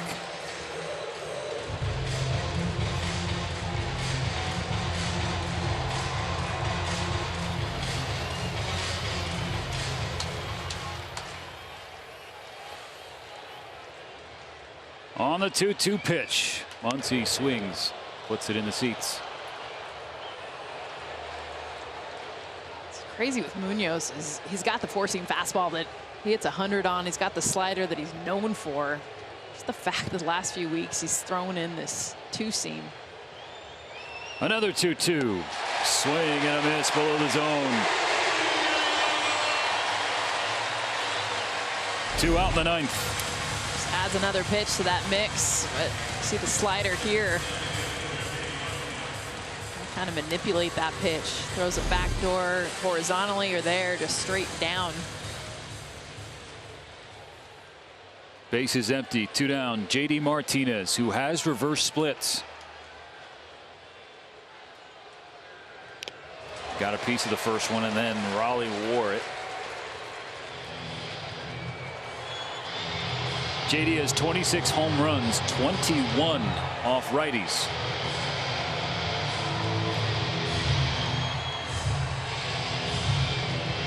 Told Kirsten last night in the situations he inherited was just trying to put the ball in play with 2 strikes, and he did that. This situation a little different. Yep. They're gearing up. Munoz will supply plenty of power from the mound, as you can see with 102. And that's the thing is your swing doesn't need to get any bigger. You just have to meet 102, and it's going to go far.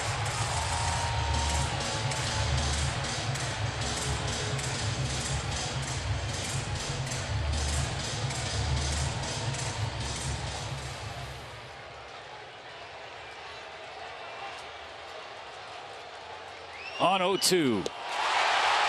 Strike 3, swinging. Back-to-back strikeouts for Munoz. To the bottom of the ninth. Still no runs.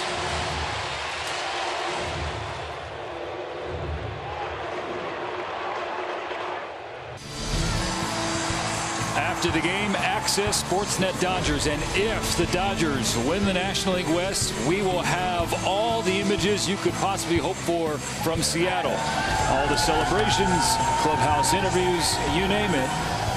Access Sportsnet Dodgers with John Hartung, Jerry Harrison Jr., Adrian Gonzalez. Either way, it's just a matter of if there will be some bubbly precipitation. Right now, Dave Roberts hoping the Dodgers can get through the bottom of the ninth and push this to extras. Brusdar Graterol has the ball, facing 4, 5, and 6 for the Mariners. It's either a Dodgers win or a D-backs loss that'll get it done for LA. The Cubs have taken the lead in the top of the 13th. It's 6-5.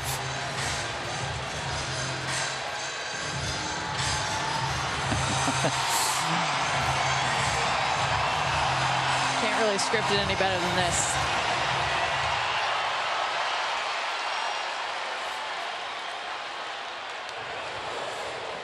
.99 to Cal Raleigh, fouled back. I almost kind of want a split screen and just call both games.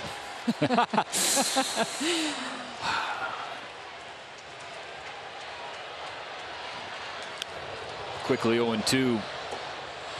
Cal Raleigh has hit some big walk-offs here at T-Mobile Park in his young Mariners career. Last year, a walk-off blast to right field sent Seattle to the postseason, ending a 21-year postseason drought. They're trying to get there in back-to-back years now. This is a huge series against a tough opponent in that mission.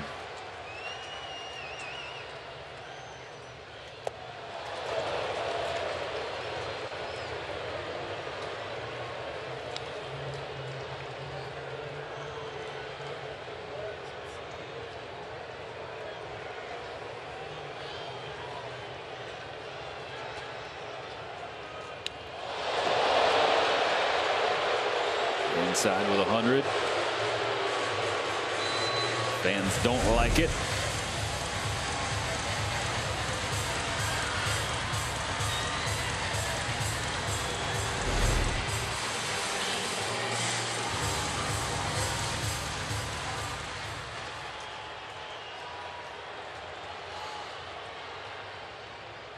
Now it's 2-2. Swing and a miss. Another strikeout for the Dodgers bullpen. Make it 4 in a row. 13 in the game. 100 at your head. Slide right at the back ankle.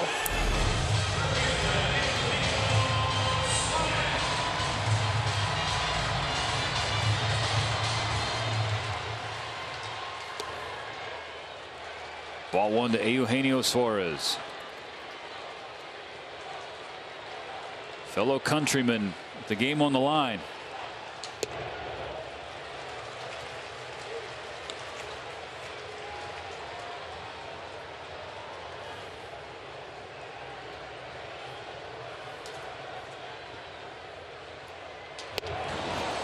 .99 by Suarez for a strike. Dodger relievers have struck out 9 of 16 Mariners faced in 4 1/3 innings of work on the heels of Clayton Kershaw. A one-hopper to Rojas at short. 2 out.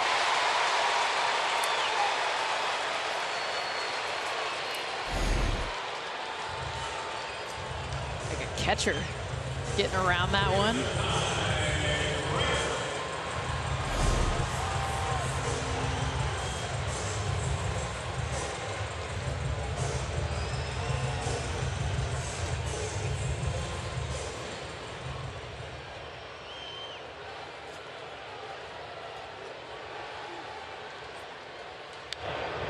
Ty France tried to get the 99 up and in. Got a piece. Justin Topa. Dodgers hope they'll see him for a second time this series. In the air, center field. Outman in front of the warning track. Yeah, Bazooka. That was a clean 9th. A little drama mixed in. Let's play the 10th.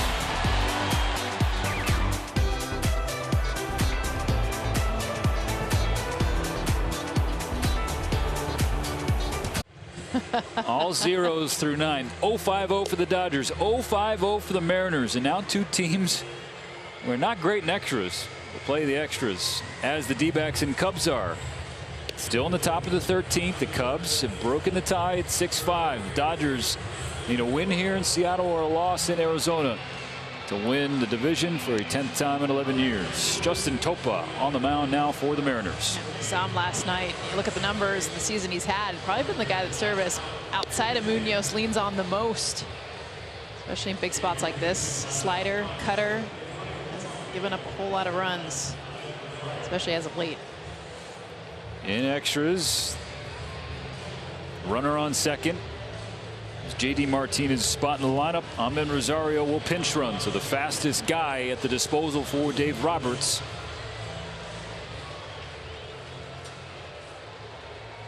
With Taylor, Hayward, and Outman due up.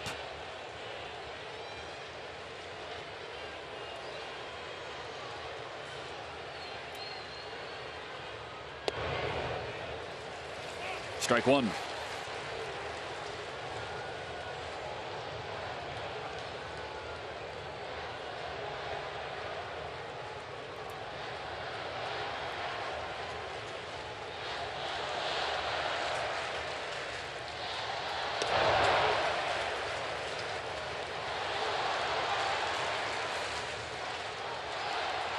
The D-backs got out of the top of the 13th, so if the Cubs get 3 outs, the Dodgers win the West.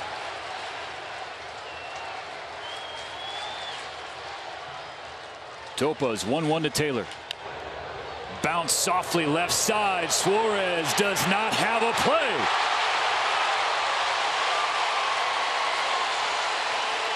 Take that, ball 1. Infield base hit for Chris Taylor. 2 base runners on for the Dodgers. Swing and bunt, do the job. Just a miss hit. The speed of Taylor and how back Eugenio Suarez works just as good as a bunt. He needs barrels. Not CT. Definitely not seeing a whole lot tonight anyway. And now Jason Heyward, who's done all the damage, looking to do more. Soft fly ball to right field. Rosario tags, stop sign held up by Ebel.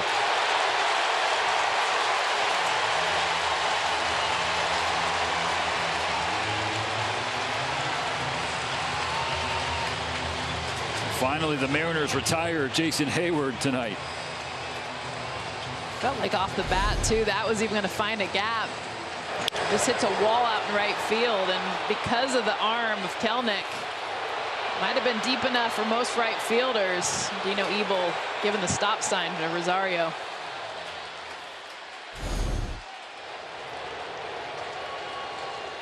At the corners for James Outman with one down.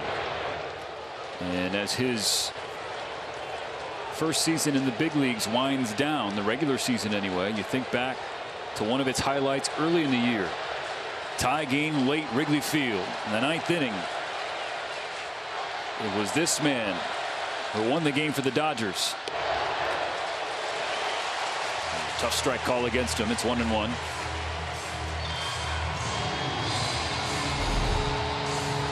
Beauty at the bottom of this lineup for the Dodgers. I mean, these are the 2 home run hitters from last night. 8-9 hitters. Nearly hit him. Ball 2. Oh, it did. He'll take first. The bases are loaded for the Dodgers in the 10th.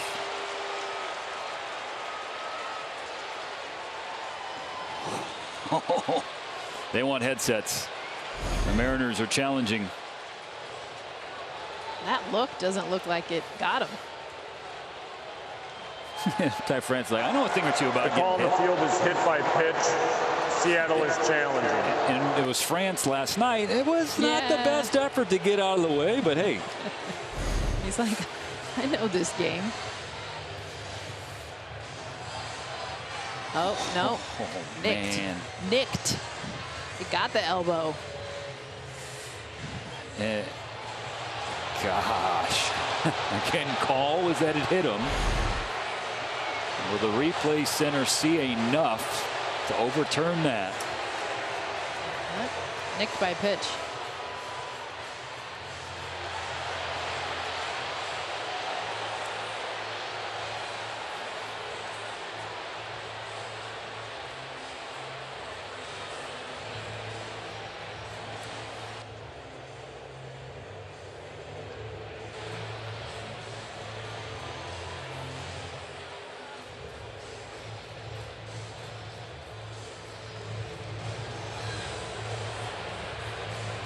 Colton Wong in the on-deck circle.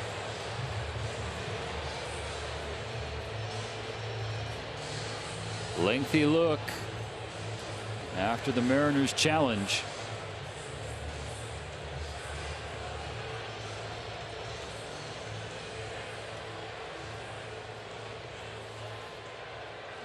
The first look that we had looked like it missed him, but then when we had that second look, you could see it change direction barely. Mark Wegner, the crew chief. After the review, the call on the field stands. The batter was hit by the pitch. Seattle will lose their challenge. They're loaded in the 10th. 1 out. And how about this for a script? First a visit for Topa, but in the batter's box now for the Dodgers, a guy who started this year for the Mariners, Colton Wong.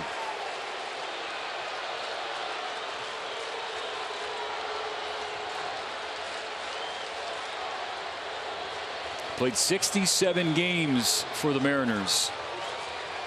Could not get it rolling. He pinch hit last night in the 9th and was greeted by a wave of boos.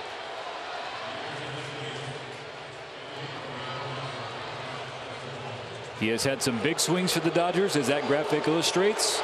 He's had some clutch swings. You think back to the National Series.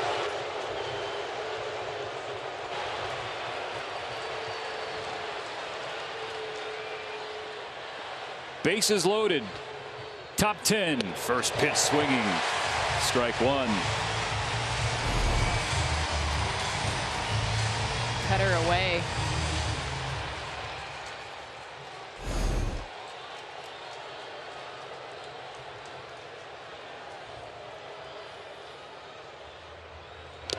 Got a piece of strike 2. He's been late twice, 93 and 91.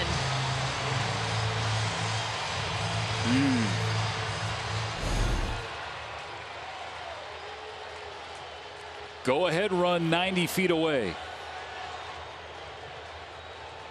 0-2. The pitch. Wong stays alive.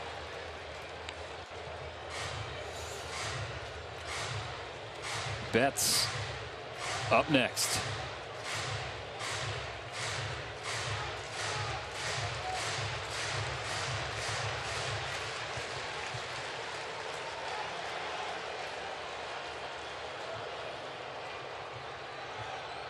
Outside, ball 1.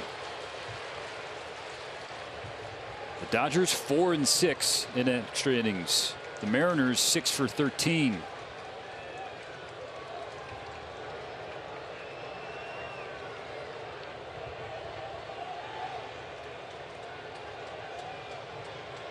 One ball, 2 strikes. The pitch to Wong.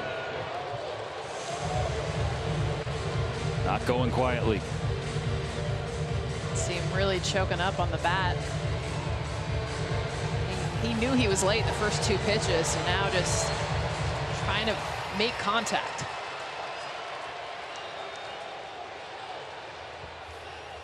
We'll do it again. Off the plate. Great Wong take. spit on ball 2. Such a good take. Knowing that the fastballs he's seen have been on this side of the plate, a beautiful changeup. Exactly where Topa wanted it. Wong doesn't swing. Now with the count square, bases still loaded. Wong awaits, swings in the air, right field. Kelenic back in front of the track. That's plenty deep to get the job done. The first run of the game, a sac fly from Kolten Wong.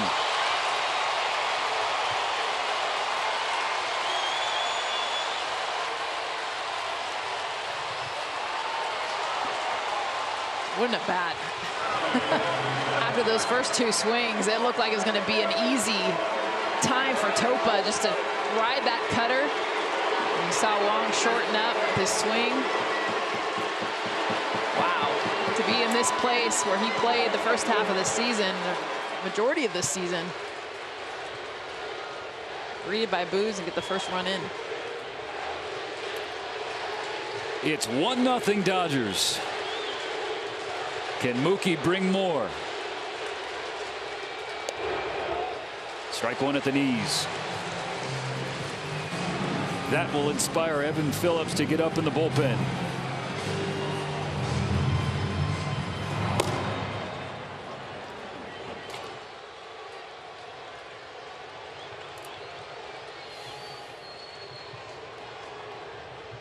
The 0-1 hit hard to left, but it hangs up.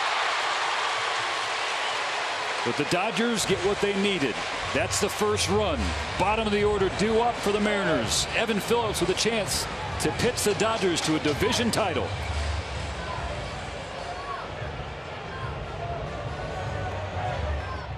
In the visiting clubhouse in Seattle. Plastic up for a potential celebration. The Dodgers now lead Seattle 1-0. Bottom 10, Evan Phillips try and close this game, and the National League West out. He's been a perfect 11 for 11 in save opportunities since July 29th. Does a beautiful job at elevating that fastball, slider down. Look at the numbers for him across the season, but he has been especially perfect as of late. Kike Hernandez now in at shortstop for the Dodgers. Jose Caballero will take Ty France's spot as the runner on second to begin the bottom of the 10th. The Dodgers 3 outs from a 10th division title in the past 11 years. The 7, 8, and 9 spots in the Seattle order against Phillips. Jarred Kelenic leading off. Just a little high. The division title potentially for the Dodgers, and postseason appearance. It would be 11 straight, the third longest streak in league history, behind the Atlanta Braves and the New York Yankees in the 1990s into the 2000s.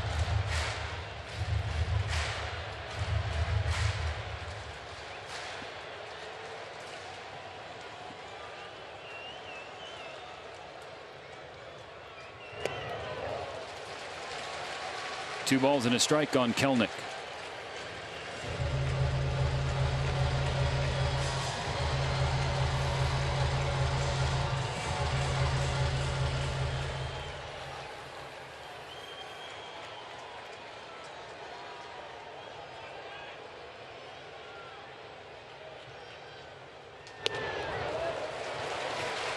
Another one a little high. It's 3-1.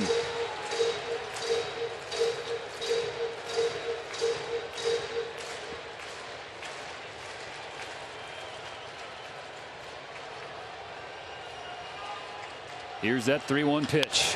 Grounded to Freeman. Caballero moves to third. Phillips steps on the bag. One down.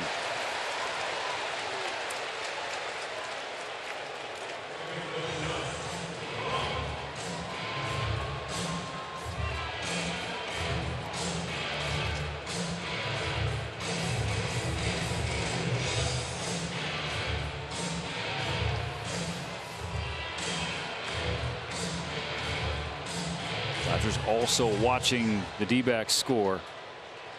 Cubs a strike away from handing them a loss. Here a former D-back in Josh Rojas. Good glove from Smith. And the tying run on third base, one down in the bottom of the 10th.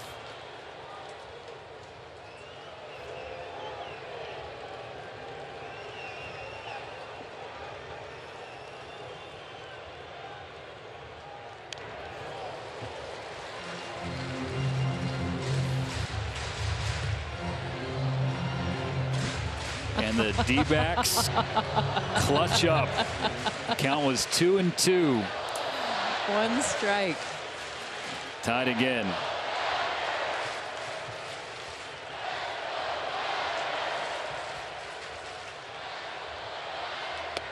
Outside. Smith thought about throwing down to third. Just keeping Caballero honest. The Dodgers' focus all day has not been in Colorado or Arizona. The formula was made simple after the first Rockies win. Just take care of business in Seattle, and the crown's yours. Need two more outs. Ground ball to Muncy. Caballero in, a rundown. Smith to Muncy. Phillips waiting at home. He tags him. He was out of the line. Rojas smartly getting to second base while the rundown was happening. 2 out. This ball hit right to Muncy, and Caballero, he was going on down angle. As soon as it was hit, he took off. And Muncy does a good job getting it back to Phillips. I thought it was going to be either he was out of the, but even just being able to tag him as he jumped out of the way. Good call by the home plate umpire. And Rojas getting down to second base. Mike Ford has come out as a pinch hitter. Mark Prior will chat with Phillips. Tying run now on second, 2 down in the 10th. And look, given the last decade plus that the Dodgers have dominated, this may now seem like a formality. It may feel like old hat, but it wasn't supposed to be a formality. You have to remember, this was supposed to be the Padres' time, or the D-backs' ascension. The Dodgers lose Gavin Lux, their starting shortstop in spring training, after an offseason of so much transition, saying goodbye to faces that have been part of the franchise forever. Starting 2 rookies up the middle. the most games lost to the injured list of any team in baseball. 47 starts by rookie pitchers. This was not supposed to be the year. Strike one to Mike Ford. And yet this group, this special group, never stopped playing for each other, having fun, or winning ball games. They turned a 4-game deficit near the end of June into what's been a near runaway. But Mike Ford wants the celebration to wait as he delivers a game-tying RBI single.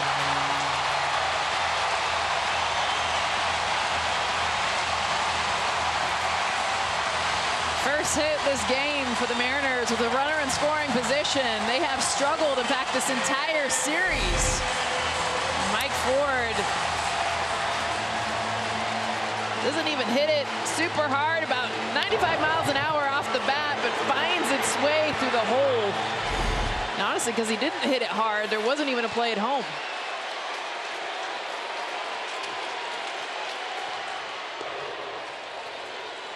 And in that same moment, the Diamondbacks got a walk-off single from Gabriel Moreno. So that game ends in the 13th, 7-6. So the Dodgers have to do it themselves. Top of the order, Crawford hits one on the button, over to the wall. He slides in with a double. It's second and third for Seattle.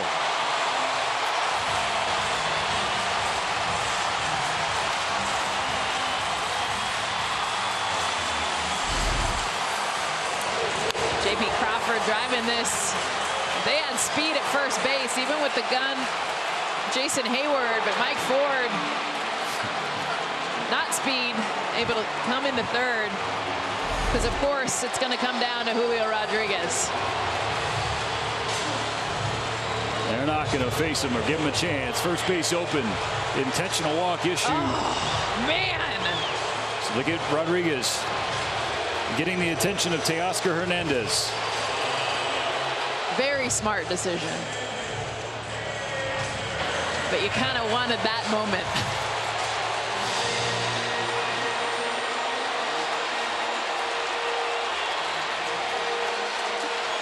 They're loaded in the bottom of the 10th. Evan Phillips against Teoscar Hernandez. Ball one sweeps away.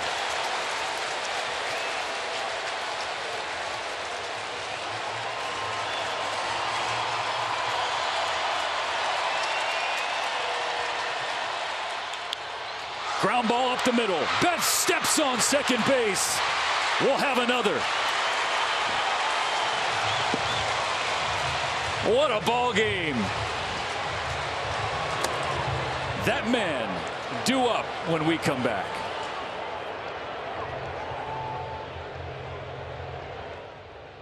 So we got in Seattle. Dodgers and Mariners. No runs through 9. Each get 1 in the 10th. Freddie Freeman will lead off. The equation simple for the Dodgers against Gabe Speier. Win here, the division is yours. No more scoreboard watching.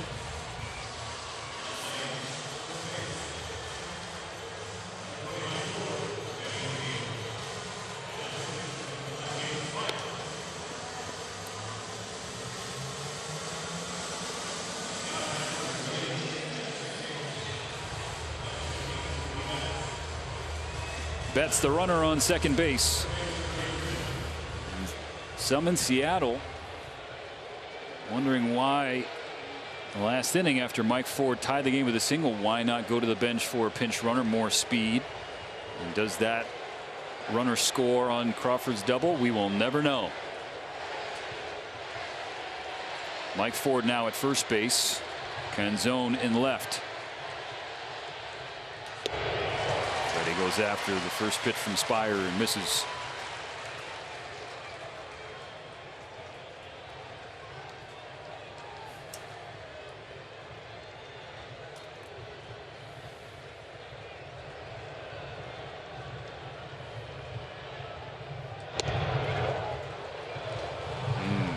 take from Freeman. 1-1.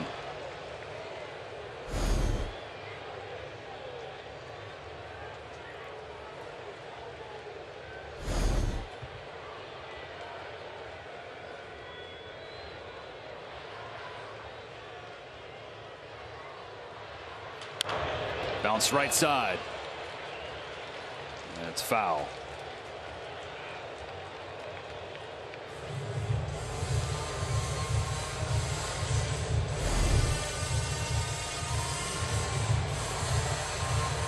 Off the foot of Freeman. Joe Kelly in the bullpen.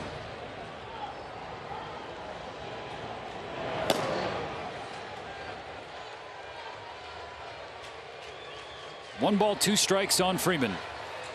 Spire checks Betts, comes home. Another one foul. Where Spire kept throwing to him last night, ended up actually hitting him. Came in the 8th.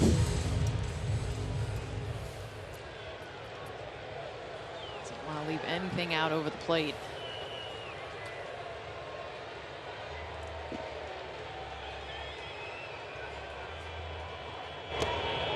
In the dirt, 2-2.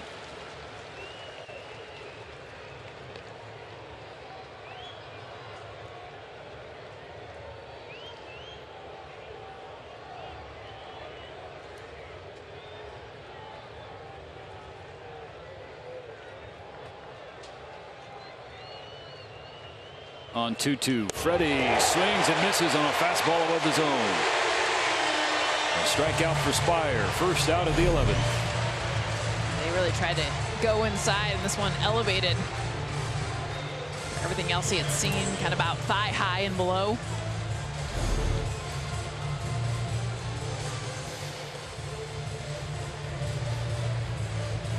Looks like Will Smith will be walked intentionally, set up a potential double play.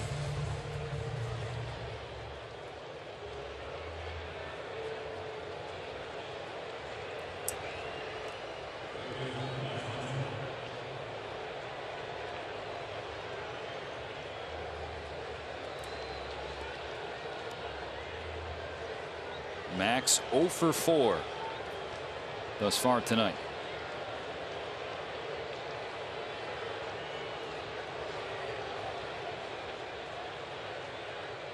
First and second, 1 down. Left on left matchup. Once he offers at the first pitch, fouls it into the net.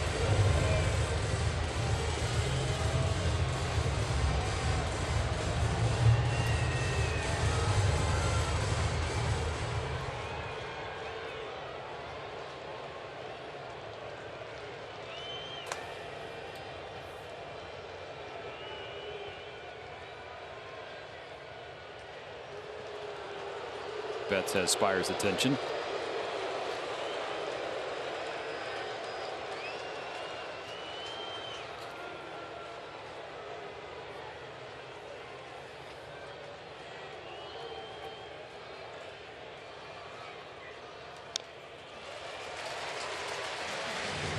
Nothing in 2.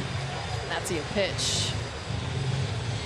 Spire came in the 8th yesterday. Attack Muncy, all sinkers.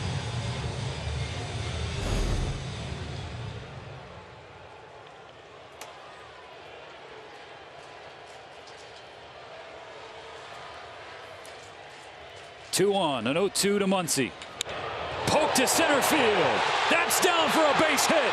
Betts waved around third. He'll score. Dodgers back in front.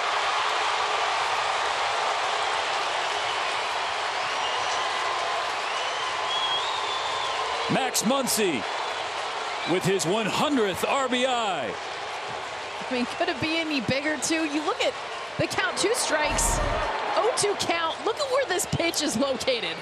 I mean, Max, go out and get you some with one hand. Just literally takes his bottom hand to get to this, so strong to get this into the outfield. He hits it any harder, Julio's going to catch it. I love this at bat from Max Muncy.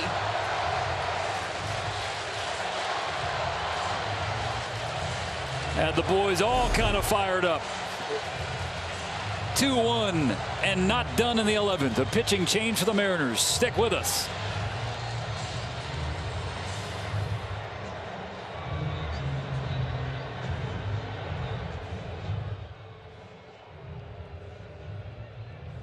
Tie-breaking poke. Yes! Oh, man, how many times, Steven, do you see game-tying, home run, big, huge swings? But this, Max, is what I love, finding a way. 2 strikes. In fact, both RBIs tonight coming with 2 strikes. Colton Wong with the sac fly, and right there from Muncy. And whenever Max is facing a lefty, we always talk about how the majority of his hits are home runs. They're the other end of the spectrum, just getting the job done in extra innings. It's Isaiah Campbell for Scott Service. They didn't want to let the left-handed Spire face the lefty masher Ahmed Rosario.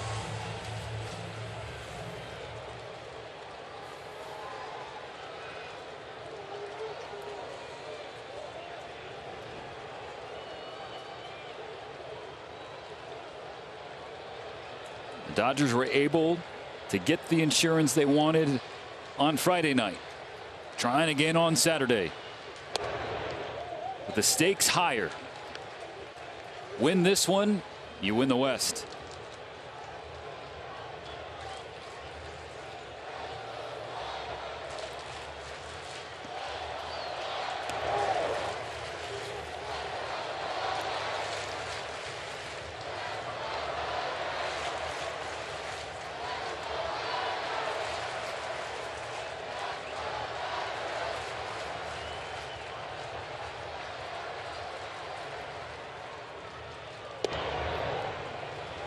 Take the whole way. It's a strike.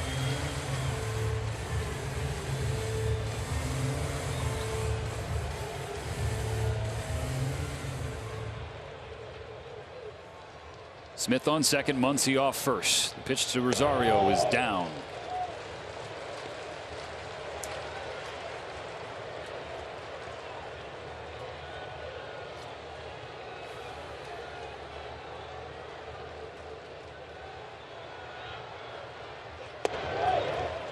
Just got a piece of the zone.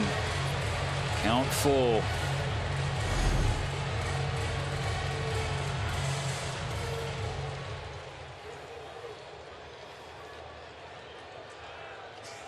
The payoff. Ball 4 low. Load him up.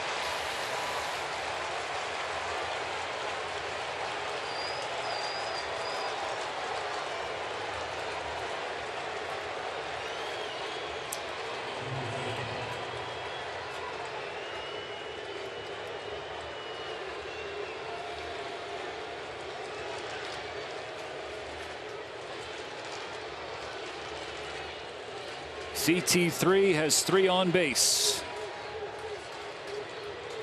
1 away in the 11th. Dodgers trying to extend the lead.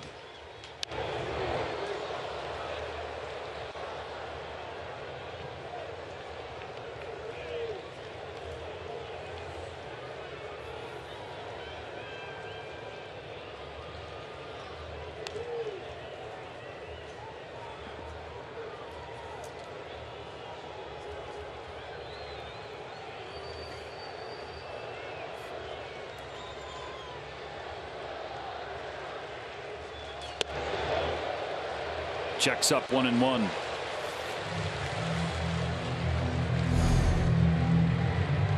Chris Armand Taylor back in Seattle. 5th round pick of the Mariners in 2012. Debuted with them in 2014. But his career came to life in Dodger blue. Taylor with a soft liner, dropping down for a base hit. Smith scores. Muncy follows. CT3.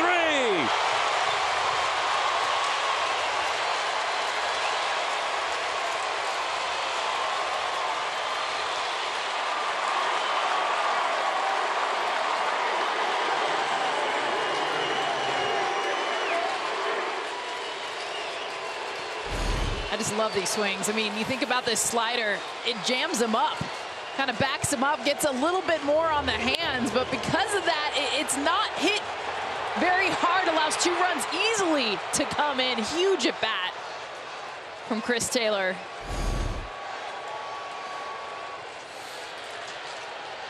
Now it's 4-1.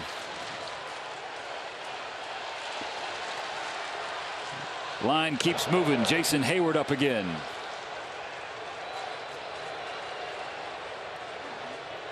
Three doubles in one night.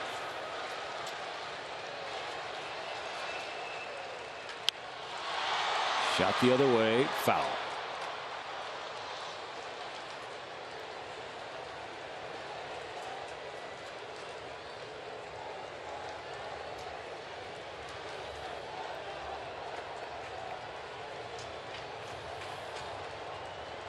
On the 1-1, Taylor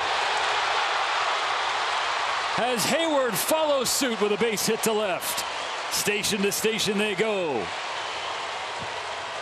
Jason Heyward has just smoked the ball tonight. This one tattooed under 2 miles an hour. No chance for anyone to get it. Also, no chance for anyone to score. Haggerty got that thing in about 2 seconds. 4th hit for Jason Heyward. Loads him up for James Outman.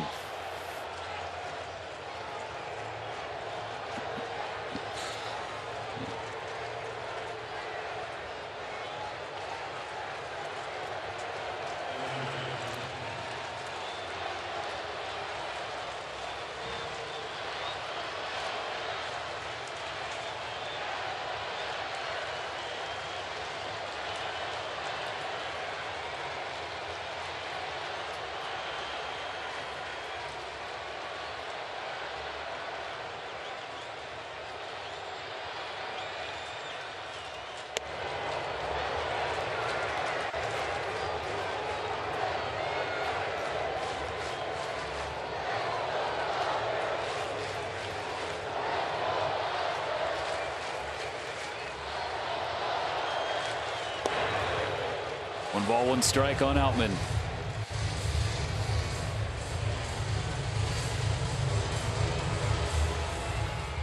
The Dodgers with 3 in the 11th. 2 outs to get more. Pulled foul.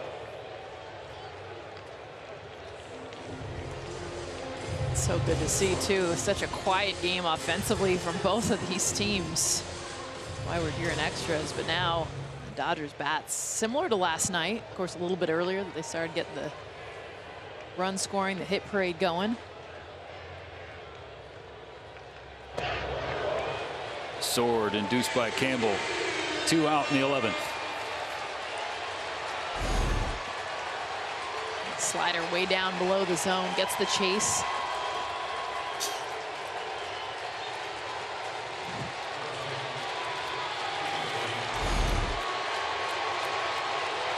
Pinch hitting for Colton Wong is Kike Hernandez.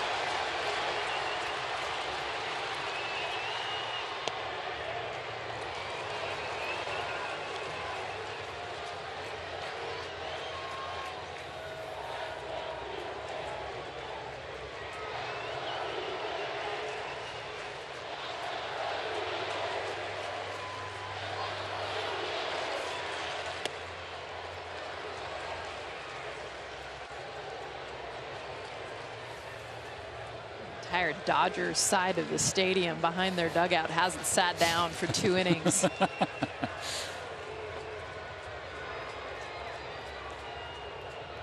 One ball, one strike. The pitch to Hernandez. Check swing. Will they appeal? They don't. 2-1. Rosario, Taylor, and Heyward, the base runners, 3rd to 1st. Kike provide an exclamation point.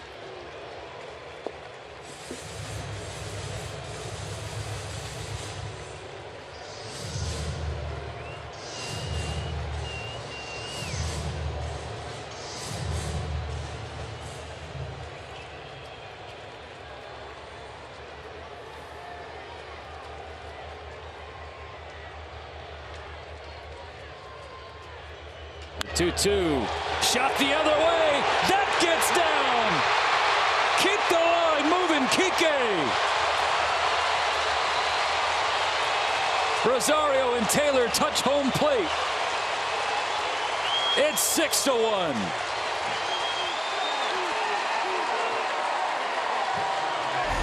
Another two-strike hit. Look at where this is located. How does he even hit this? It's coming towards his back shoulder and just finds a way. I mean, you talk about fighting off with 2 strikes, and the fact this even gets to the grass, so impressive. And we've seen a whole lot of that in extras for this Dodgers offense. Get off me, ball. Hernandez will now take second. Strike 1 on Betts, who started this inning as the extra runner on second base. He scored the go-ahead run. Now have a chance to swing the bat with second and third. Fly ball right field. Kelenic reaches up and has it. But the Dodgers have a 5-run lead, 3 outs away from the National League West title.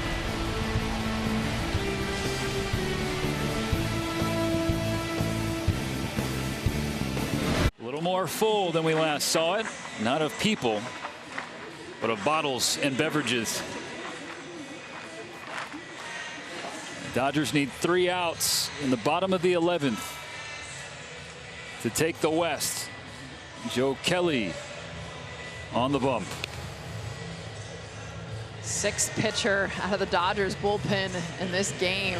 I don't know what we're going to have left for tomorrow, but it has been a good combined effort and some battles in this Mariners offense. Joe Kelly trying to finish it up here.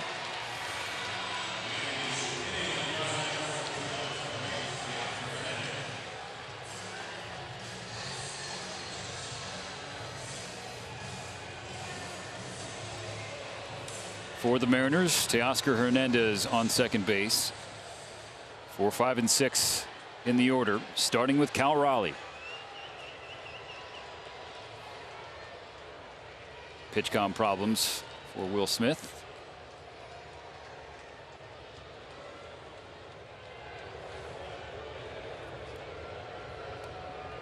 The sellout in Seattle, 45,818 the announced attendance.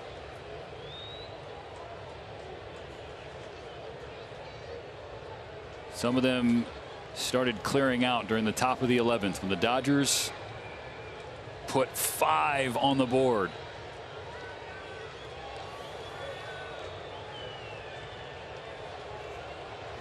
And those who stayed, many in Dodger blue.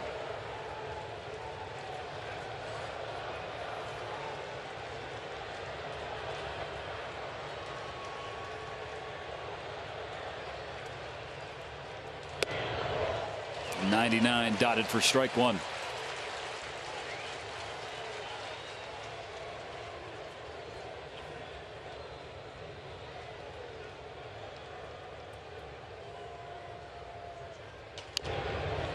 Strike 2, fouled right side.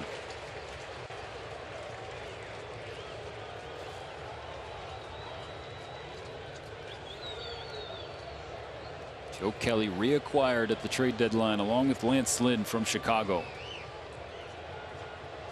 leaving a team that could not escape the depths of the American League Central, joining one at the top of the National League West. Slow roller, fair territory, and Kelly drops the ball.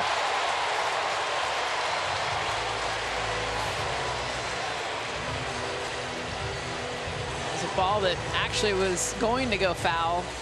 Joe Kelly wanted to get the out, which is a great idea if he fields it correctly. Momentum taking him toward first base. But given the exit velos and the batted ball luck that the Dodgers had in the top of the inning, some evening out there. Suarez.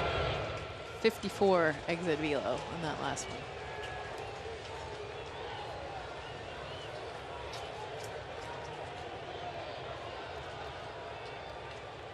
First and third, no outs.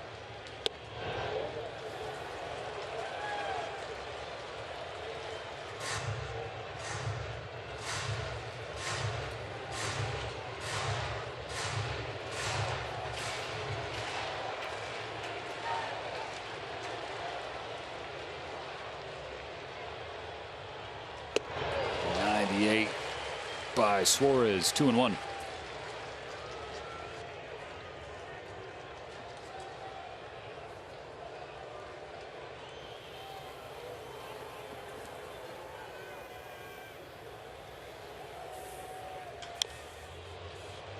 Pulled into the Dodger dugout. That evens the count. 2-2.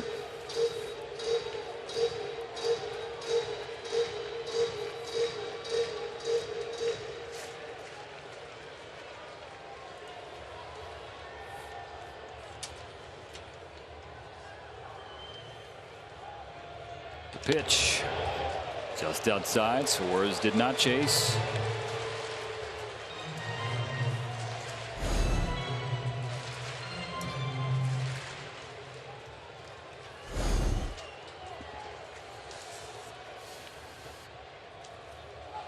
With the 3-2.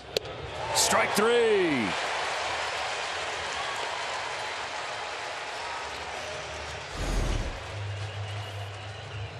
.98 miles an hour. Just blew it right past the bat of Suarez.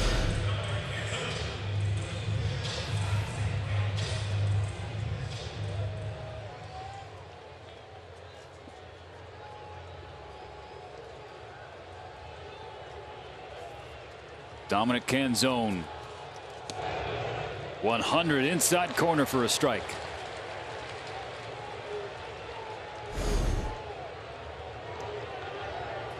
No Kelly strikeout stuff, but a properly placed ground ball will get the job done too.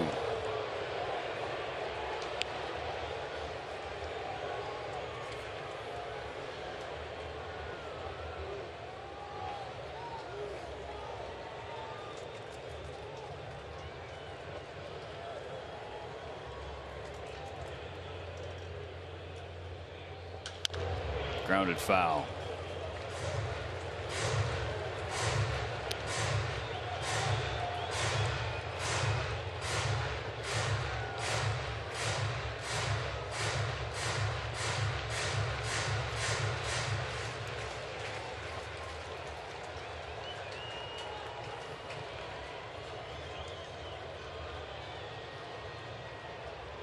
Kelly working with a 6-1 lead in the bottom of the 11th. Comes set for this one, too. Strike three. The ball bounces away. He can't find it. Canzone is out. Hernandez scores. It's 6-2, but there are two out. Weird play. Missed, but off the umpire. Which made it look like to most of the fans that it was a foul ball, but just kicks off the umpire's leg. Will Smith can't find it. Easy for Teoscar to come in and score. One more out to get. Jared Kelenic watches a strike.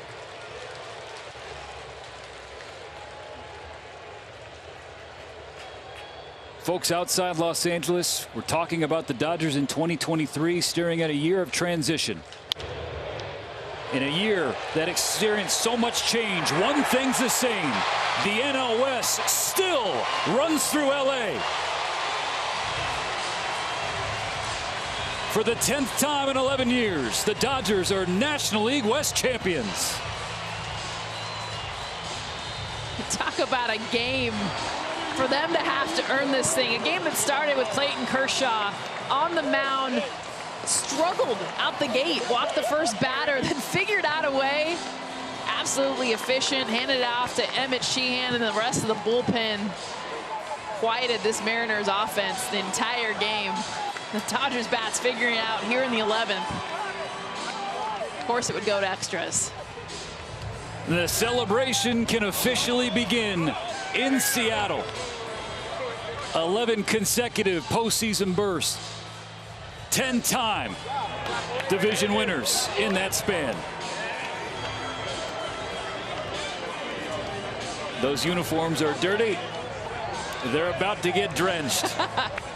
And you got to stand by, because Access Sportsnet Dodgers has all your NL West championship coverage. Get your goggles on.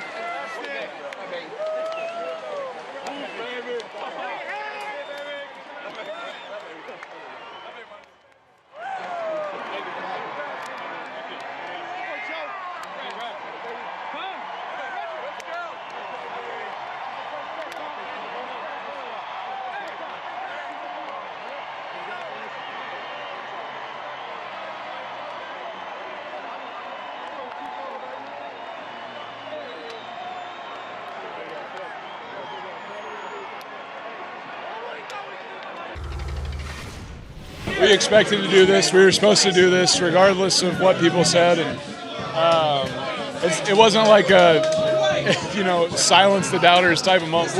We were expecting to do this. We were supposed to do this, but it doesn't make it any less special. Yeah. What was it like for you? I know that this week has been a little bit of a longer one for you with a bit of extended rest, but to get the start today, to have a clean outing, I mean, to be a part of this moment, what did that mean to you personally? Yeah, I want to be a part of it always. I think you look at guys like Daniel Hudson and some of the older guys in this clubhouse, like doing everything we possibly can just to stay relevant and be a part of it. And it just shows how much it means.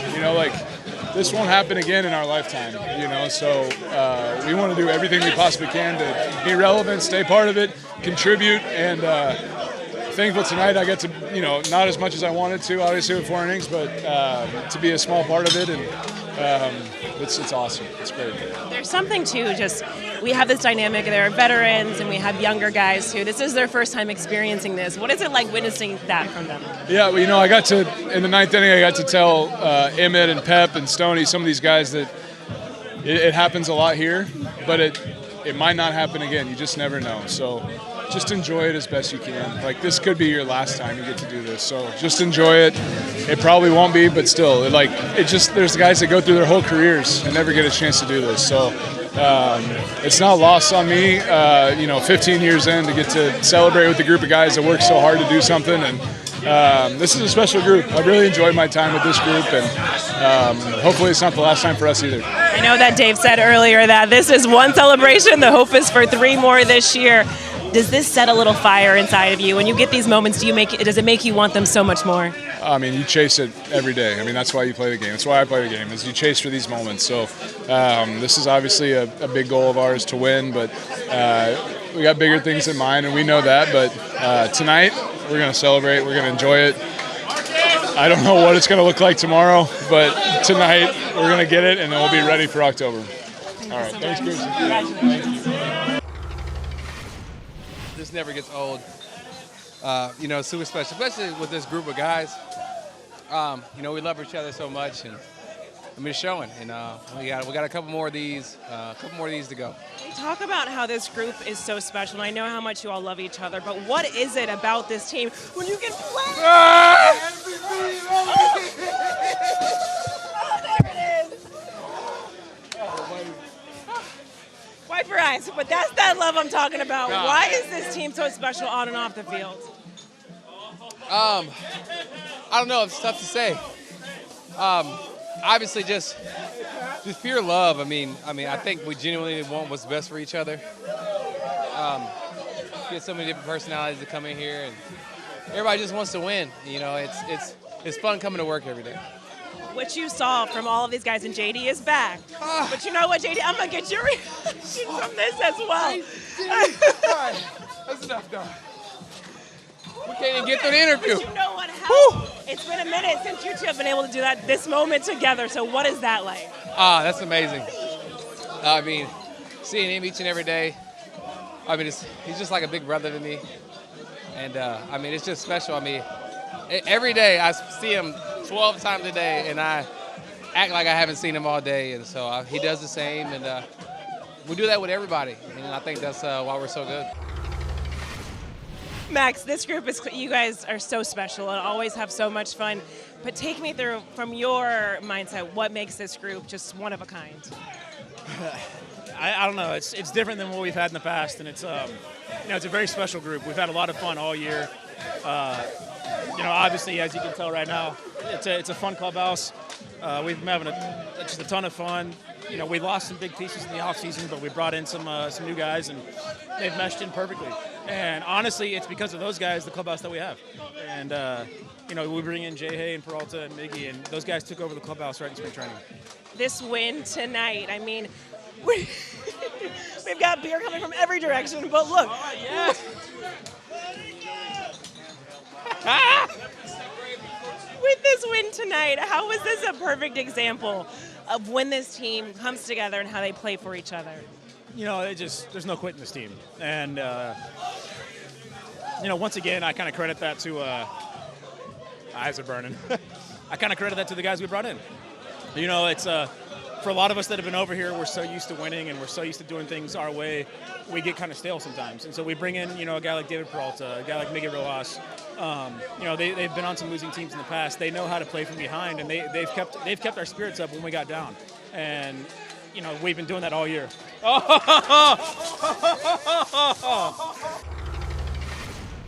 Being on a winning team, though, you told us at the beginning of the season when you joined the Dodgers, this is what you wanted to be a part of.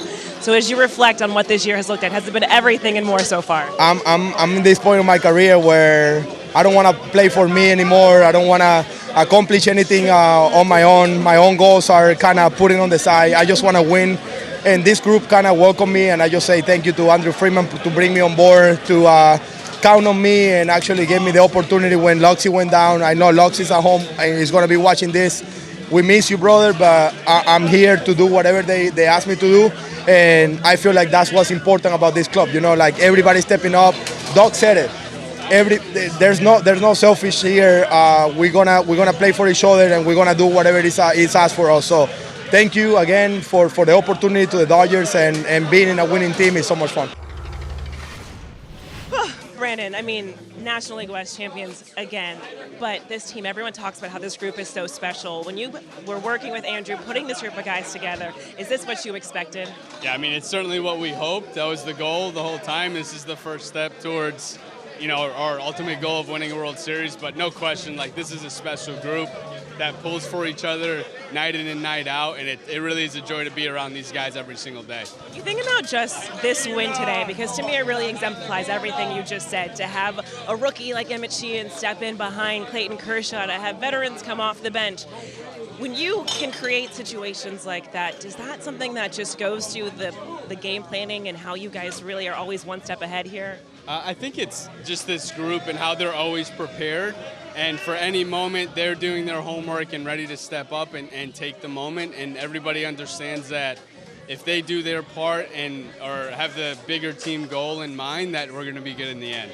Special as this for the younger guys, where this is their first time being in the situation. Yeah, this is great. We told them this is something we hope you get used to, and at the same time, it never gets old. So be appreciative of it, and hopefully we have many more. On the flip side, is there something to seeing all the veterans in this room who, this was maybe a one-year opportunity, and for them to be in a situation where they came here, they wanted to win, and they're doing just that? I mean, those guys have been a huge part of our team, and the leadership that they bring, helping all of the young guys that have contributed. It's a special dynamic, and I'm looking forward to seeing these guys continue to go out there and do it. It's ballgame! The Dodgers win it! Has somehow gotten even better. Right now, they look as good as anybody. In a roar to end his evening. 111 wins during the regular season, but it wasn't enough. I don't know if it's a safe thing to say the Dodgers are the heavy favorite in the NL West. A couple of the guys that have left the team. These are stable stars. The depth is vastly different. Here's what the lineup looks like now. The rookies, the young players, are going to most definitely have to step up. He's too good to be true. James Outman, you are not for real. Max Muncy, man on fire. Only needed one. He'll take them all. Jeff's kiss on a perfect homestand. Clayton Kershaw is the National League Pitcher of the Month. And Kershaw has win 200. Have you watched Clayton Kershaw throw? He's unhittable again. In a roar to end his evening. Will Smith, the numbers offensively are eye-popping. Mookie and Freddie. These are two of the greatest players of our generation. It's a grand slam home run. Number 300 for Freddie Freeman. And welcome to the 2000 hit club, Freddie Freeman.